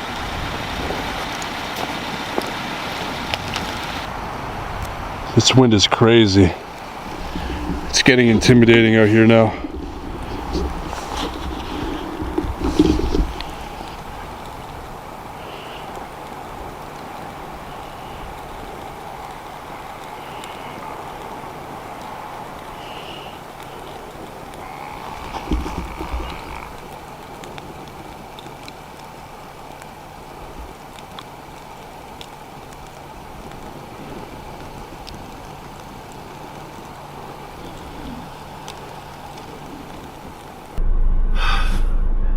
Man, like, oh my god. I just feel so vulnerable right now. I don't want to be vulnerable. I want to give you guys a longer video, but like, I packed everything up. Everything's in the car. Everything's ready to go. I just kind of feel like I'm just trying to stick it out the best that I can right now, because really, I just just want to know what the hell's out here. You know what I mean?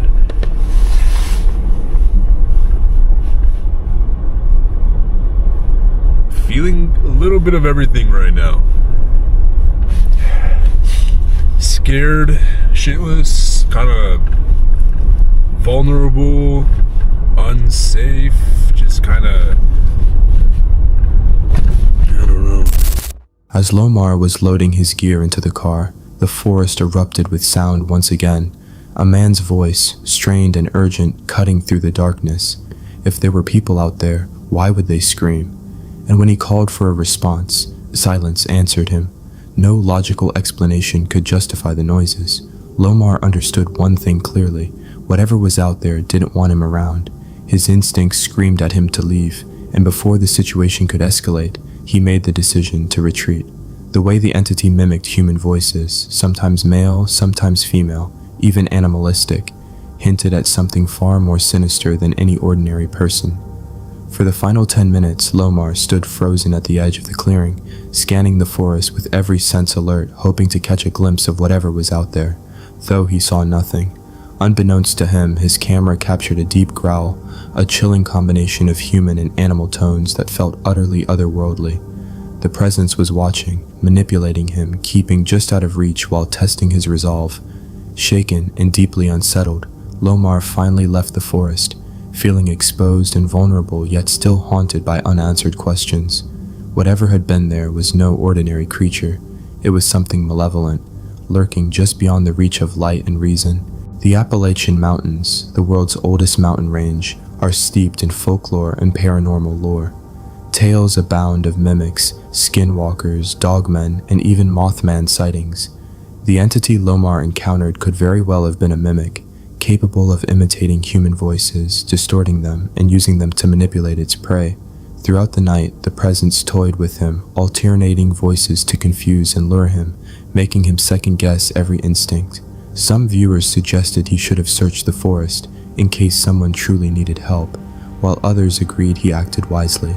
Sometimes survival requires leaving the unknown alone.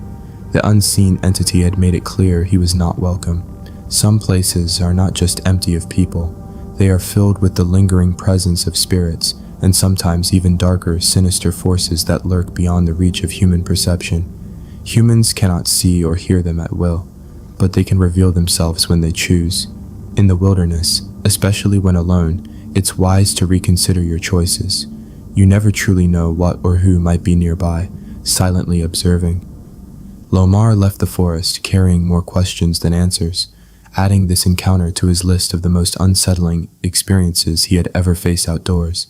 Through real outdoor experiences and hunting journeys, the Hunt Your Way YouTube channel documents life in the wild, sharing honest moments from the field that reveal the challenges and unpredictability of the outdoors. From quiet days in nature to intense encounters, the channel reflects a mindset of self-reliance and respect for the wilderness. However, the events of November 12th, 2022 revealed to him the unsettling unpredictability that came with owning a remote property. The journey began 6 years ago with the purchase and complete renovation of a property. For 3 years, the setting remained peaceful, until that calm was disrupted by the first major break in. Bought this property about 6 years ago, did a ton of work to the place, completely cleaned it up, went through, graveled the driveway, just a full-on flip-out repair of the whole entire place.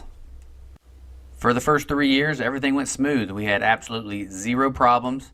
Started getting comfortable down there, leaving tools in the shed, no problem. So we had everything we needed down there if we had to make repairs. Then we started noticing some vehicles pulling in the driveway. We didn't have a gate up at that time, so there was 2 or 3 different vehicles that we noticed pulling in the driveways. So we threw up a bunch of cameras. So then we had our first break-in. As you can see from the pictures, they knocked our window out, the side window, and was able to pop the screen, reach around, jimmy the door, get the door open. But as you can tell, they tried to pry it open first, it looks like, before they busted the window out. Went in the camper, completely ransacked it, went through everything. Same with the sheds. They ripped the door off, the locks off, completely went through the shed, cleaned everything out. Anything that had value down there, they got. So this video footage here, I've actually held on to for quite a while, since last year. As you're going to see, there's snow on the ground. Unfamiliar vehicles began appearing in the driveway, prompting the installation of security cameras around the property. Not long after, a side window was shattered, the screen forced open, and the door manipulated from the inside after an apparent failed attempt to pry it open. Frustrated by the intrusion, he later released the footage, hoping to alert others and potentially uncover new information. So as you can see, he's kind of creeping up here to the door. He kind of goes past the door and kind of looks, I'm assuming, to make sure there's no vehicles or anything on down the driveway. Goes up there, gives the old handle a pull. Obviously the door's locked. Then he goes over to where you can see the window I have taped to where it was broke out before. Starts peeling on that tape. That must have evidently took too long, because then next thing you know, he tries to actually pry the window open, which he does get it open enough to put his arm through there.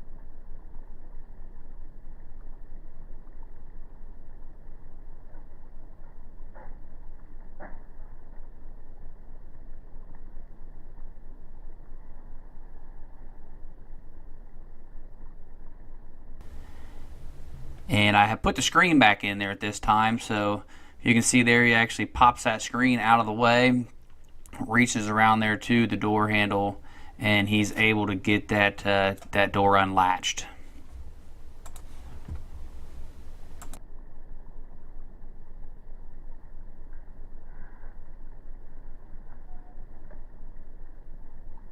Okay, so by now at this point here, we were smart enough not to leave really anything of any true value in the camper there. So the video, you can see him coming out. I'm going to slow-mo it as well. You can see he's running with something coming out the door, and that would actually be an old 10-year-old heater that we had in there, electric heater, that he helped himself to.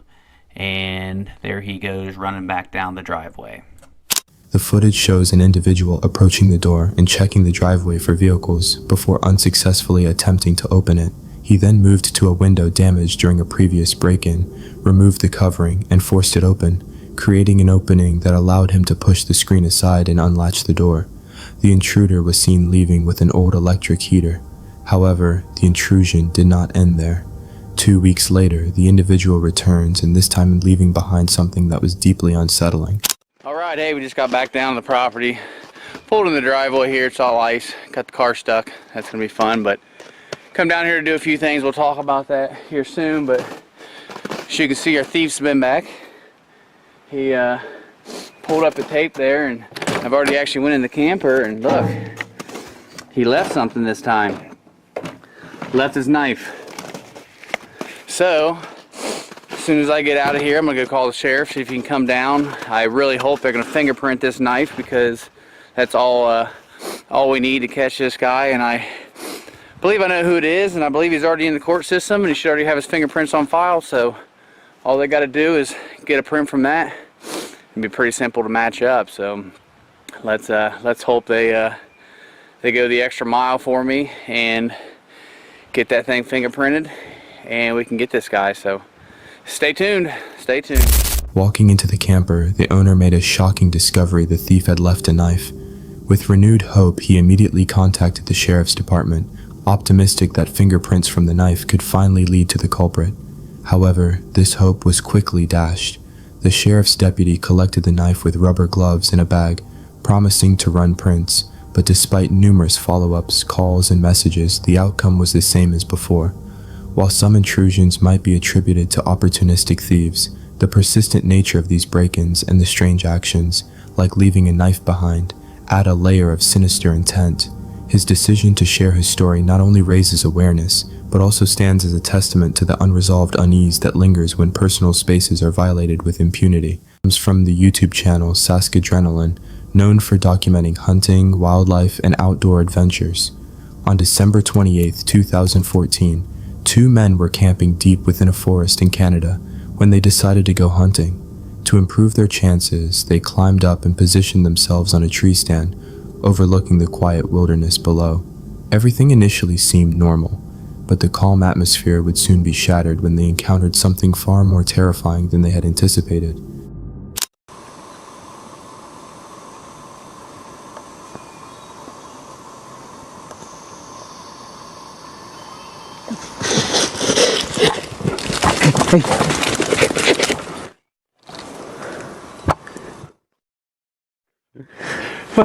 What the heck do you do? Just don't move.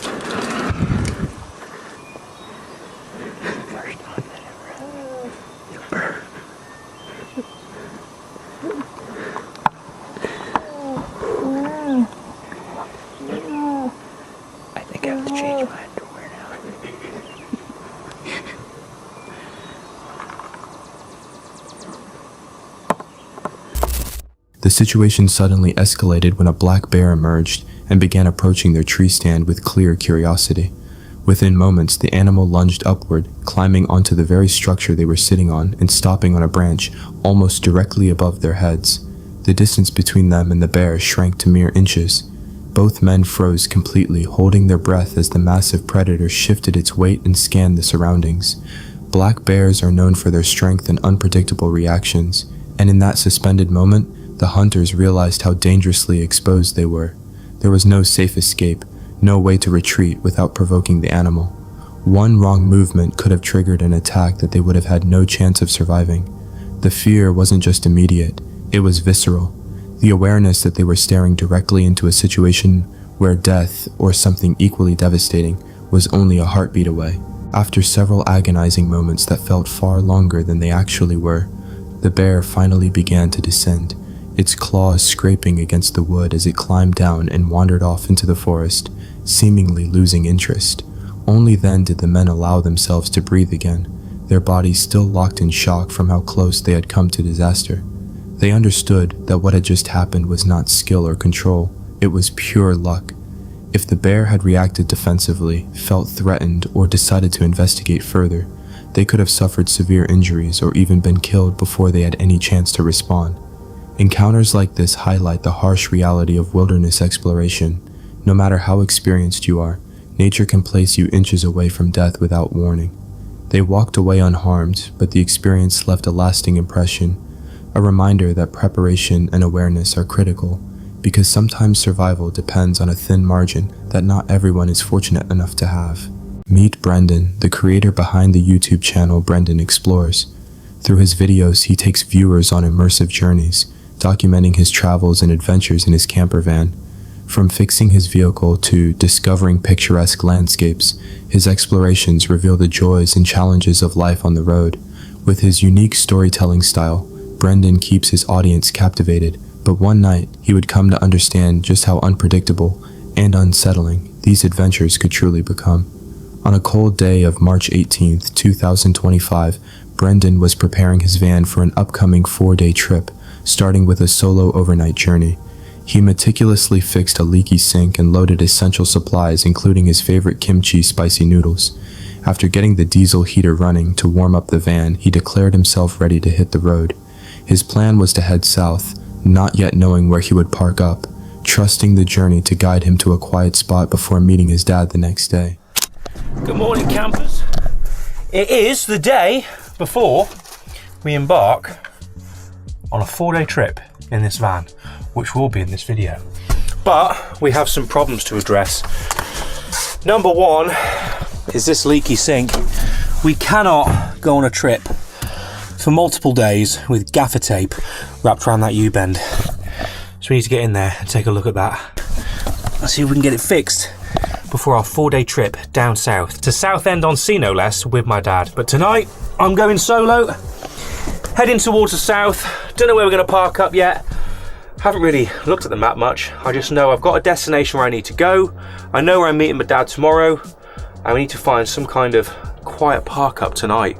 We're just going to follow the road and see where the journey takes us. But we can't go anywhere until we get this fixed. Our carabiner and our bungee cord with our little fixings to the side there. So hopefully that's going to go nowhere. We've got our leveling blocks, we've got our fridge, electrics, all ready to go and hit the road. Oh, this is exciting. The first big trip. It's all well and good going for an overnighter. And I learned some lessons on that overnighter just across the border in Welshpool. But tonight is going to be where we figure out how things work properly in this van. But now we're all set to go. Let's hit the road, get down towards Penkridge is going to be our first stop, because there's a lovely little bakery there called Jasper's that I want to make a pit stop at. Maybe a nice little naughty cream treat. Butcher's, and then go and find tonight's park up, which I have no idea where we're parking yet. So join me for 4 days of wild camping as we head down towards the southeast of England. Proud of his repairs, Brendan mopped the van clean and loaded the last of his supplies, feeling a surge of excitement for his first big trip. The initial overnight adventures had taught him valuable lessons, and this longer journey would truly test the van's functionality. With everything in place, he set off towards Pen y Bon, hoping to make a pit stop at Jasper's Bakery for a treat, before finding his elusive park-up for the night. So this, ladies and gents, is the little English countryside village of Penkridge. And just on the right there, with the queue outside it, is Jasper's. We're going to get the van in there, we're going to do it. We're going to do this.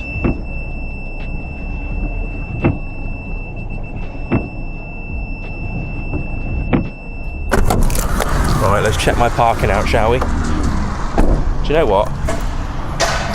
That, ladies and gentlemen, is pretty good going. I'm proud of myself for that. Right, let's join this queue. I think the locals are a fan of this place if they're waiting outside in the rain. The day continued with a visit to Lichfield Cathedral, a magnificent structure that left Brendan in awe, providing a welcome detour from the dreary weather. However, the true challenge arose when he attempted to find an overnight parking spot. And I've managed to move the van as well, right next to the disabled bay. So hopefully it gives us a little bit of extra room when getting in and out of the vehicle. It means we haven't got people, well, someone could go there, I guess. We haven't got people on both sides that can slam their door into the van. I've got my camera, we're going to go for a little wander. I've just had a quick look at the map, so once we've paid for our pay and display parking, we're going to take a short little walk to Lichfield Cathedral. Never been there before. Looking at the photos on Google, it looks like a pretty spectacular place. And our walk takes us through Lichfield and then across Minster Pools. So we can have a nice little look there as well. I think about an hour's parking should do us to go have a little wander. If anyone watching regularly travels around in a larger van, 6-metre van, then if you've got any tips on how to park and how to find a space, then please let me know below, because I could do with knowing about an app or two, if they're out there, on where you can put your vehicle dimensions in and it will find you a spot. I'm lucky here. I am taking up more room than one spot, but only by about a metre, should we say. And I've got enough room if someone was to park next to me to be able to get out, even if I have to go back and forward a couple of times. But if I was in one of those spots at the front of the van, I'll show you, then I'd be taking up 2 spaces, which I'm not quite sure what the rules are when it comes to parking and whatnot. After parking his large van in a crowded section of the city, Brendan decided to step out and explore on foot, drawn by a quiet curiosity about the place itself. What began as a simple walk through busy streets was meant to be a search for history, for traces of heritage left behind by the ancestors who once shaped the city. Well, I'll tell you one thing, the lead singer's got a pretty decent voice. But wow, what an incredible building. This is brilliant. I can talk to you a little bit now, although I feel the need to whisper for some reason after all that noise. So Lichfield Cathedral, as I asked the lady at the front, is completely free to enter, although they do ask you for a donation.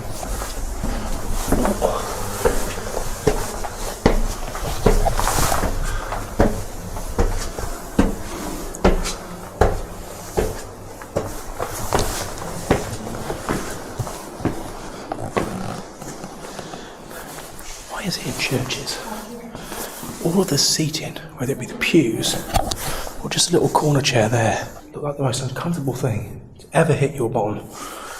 If people wanted the population and the public to spend a lot of time in these places, why the hell would you? I mean, I couldn't sit here for 4 hours singing hymns. I mean, my arse is already starting to go numb. With all the money they had to build buildings like this, could they not put the seats they have in the Odeon, you know, the recliners, the leather recliners, with a bit of popcorn, singing whatever hymn it was? Was there something in being uncomfortable? Was it like a sacrifice that you had to make for your love of your particular God? I don't know. Let's not get too religious. I'll get cancelled. Right, let's go. Brendan was really surprised by how beautiful the cathedral was. Standing there, it felt like more than just luck that he ended up there. After walking around for a short time, he set his GPS and drove south, hoping to find a better place closer to where he was going to meet his dad the next morning. Your destination is on the left. Is this it? Ooh. That must be the reservoir there on the left.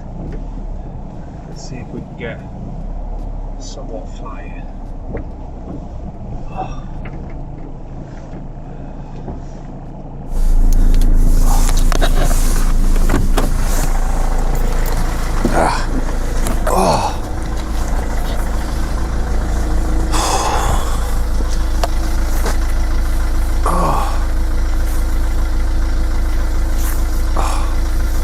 Horrible weather. Okay. Right. Okay.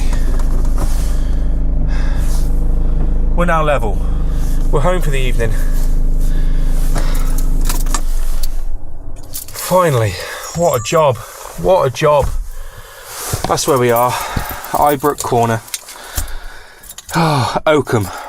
We are right on the edge of this reservoir here. Brendan eventually found a second spot near a reservoir. Despite the horrible weather and the lingering feeling of unease from the earlier parking struggles, he managed to level his van. He was finally settled in for the evening, ready to cook a simple dinner and embrace the solitude.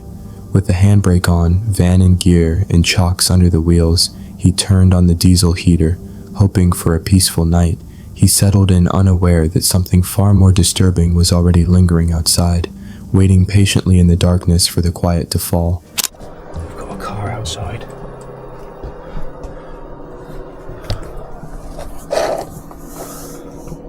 Just parked up looking at us, and somebody is coming towards the van with a head torch on.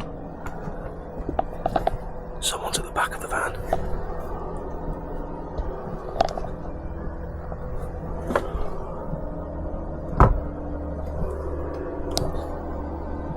What the hell is this person doing? Just sat there. The headlights shine at the van.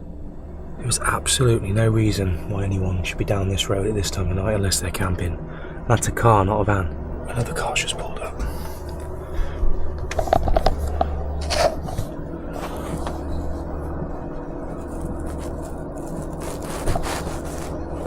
folks just stood around. What the hell are they doing? What was supposed to be a quiet spot is turning into the complete opposite. Someone else has bloody pulled in now. Why are they coming that close? This is weird. We've got another one turning up.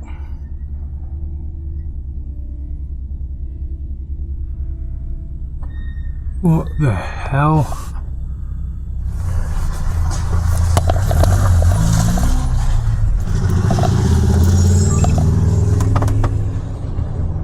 As the night wore on, a chilling realization slowly dawned on him.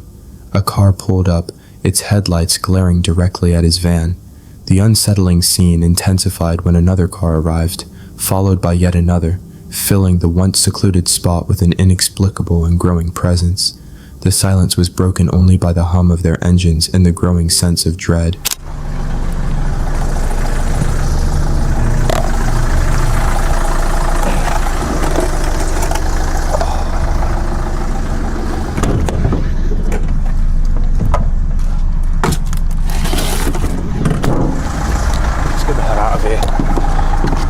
Way too many of them. Not enough of me. Oh. Look at them all, look. Look at them all.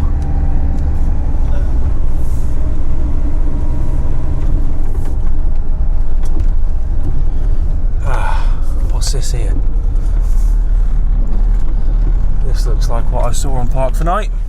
With too many unknown individuals surrounding him, Brendan knew he couldn't stay. His instinct screamed at him to leave, and without hesitation, he started his van, abandoning the spot. He sped away, leaving the strange gathering behind, the flashing headlights of the other vehicles fading in his rearview mirror as he desperately searched for a safer haven. Okay, spot number 2 for the evening. Not a bad little spot, this. No. No. I thought they'd follow me down here then. How shit would that have been? But no, I'm happy with this. This looks like a nice little spot. Right underneath a tree. Playground to the back of us. And no one else here. Nice and quiet. This I can live with. I'm just relieved to be in a quiet spot now. No one else around me. No disturbances. I've got an owl hooting in the distance. I can live with that. But no Halford specials. Just me, you, well, this camera on a stick, and my super king size bed, which I'm now going to take full advantage of. He finally found refuge at his third park up of the night, a quiet spot next to a playground, perfectly level and blissfully empty. The relief was palpable as he set up his bed, no longer needing the leveling blocks. With only the distant hoot of an owl for company, Brendan finally felt safe enough to rest, grateful for the peace after such a chaotic and unsettling evening. Although Brendan escaped unharmed, the question of the stranger's intentions remains. Were they merely curious, or was there a more sinister purpose at play? The mystery of that night remains unsolved. While spirits may be unsettling, people can be far more dangerous. Fortunately, Brendan's sharp instincts and quick action ensured his safety, teaching him valuable lessons about thorough pre-planning and trusting his gut feeling when wild camping in a larger vehicle. He won't be returning to that reservoir anytime soon,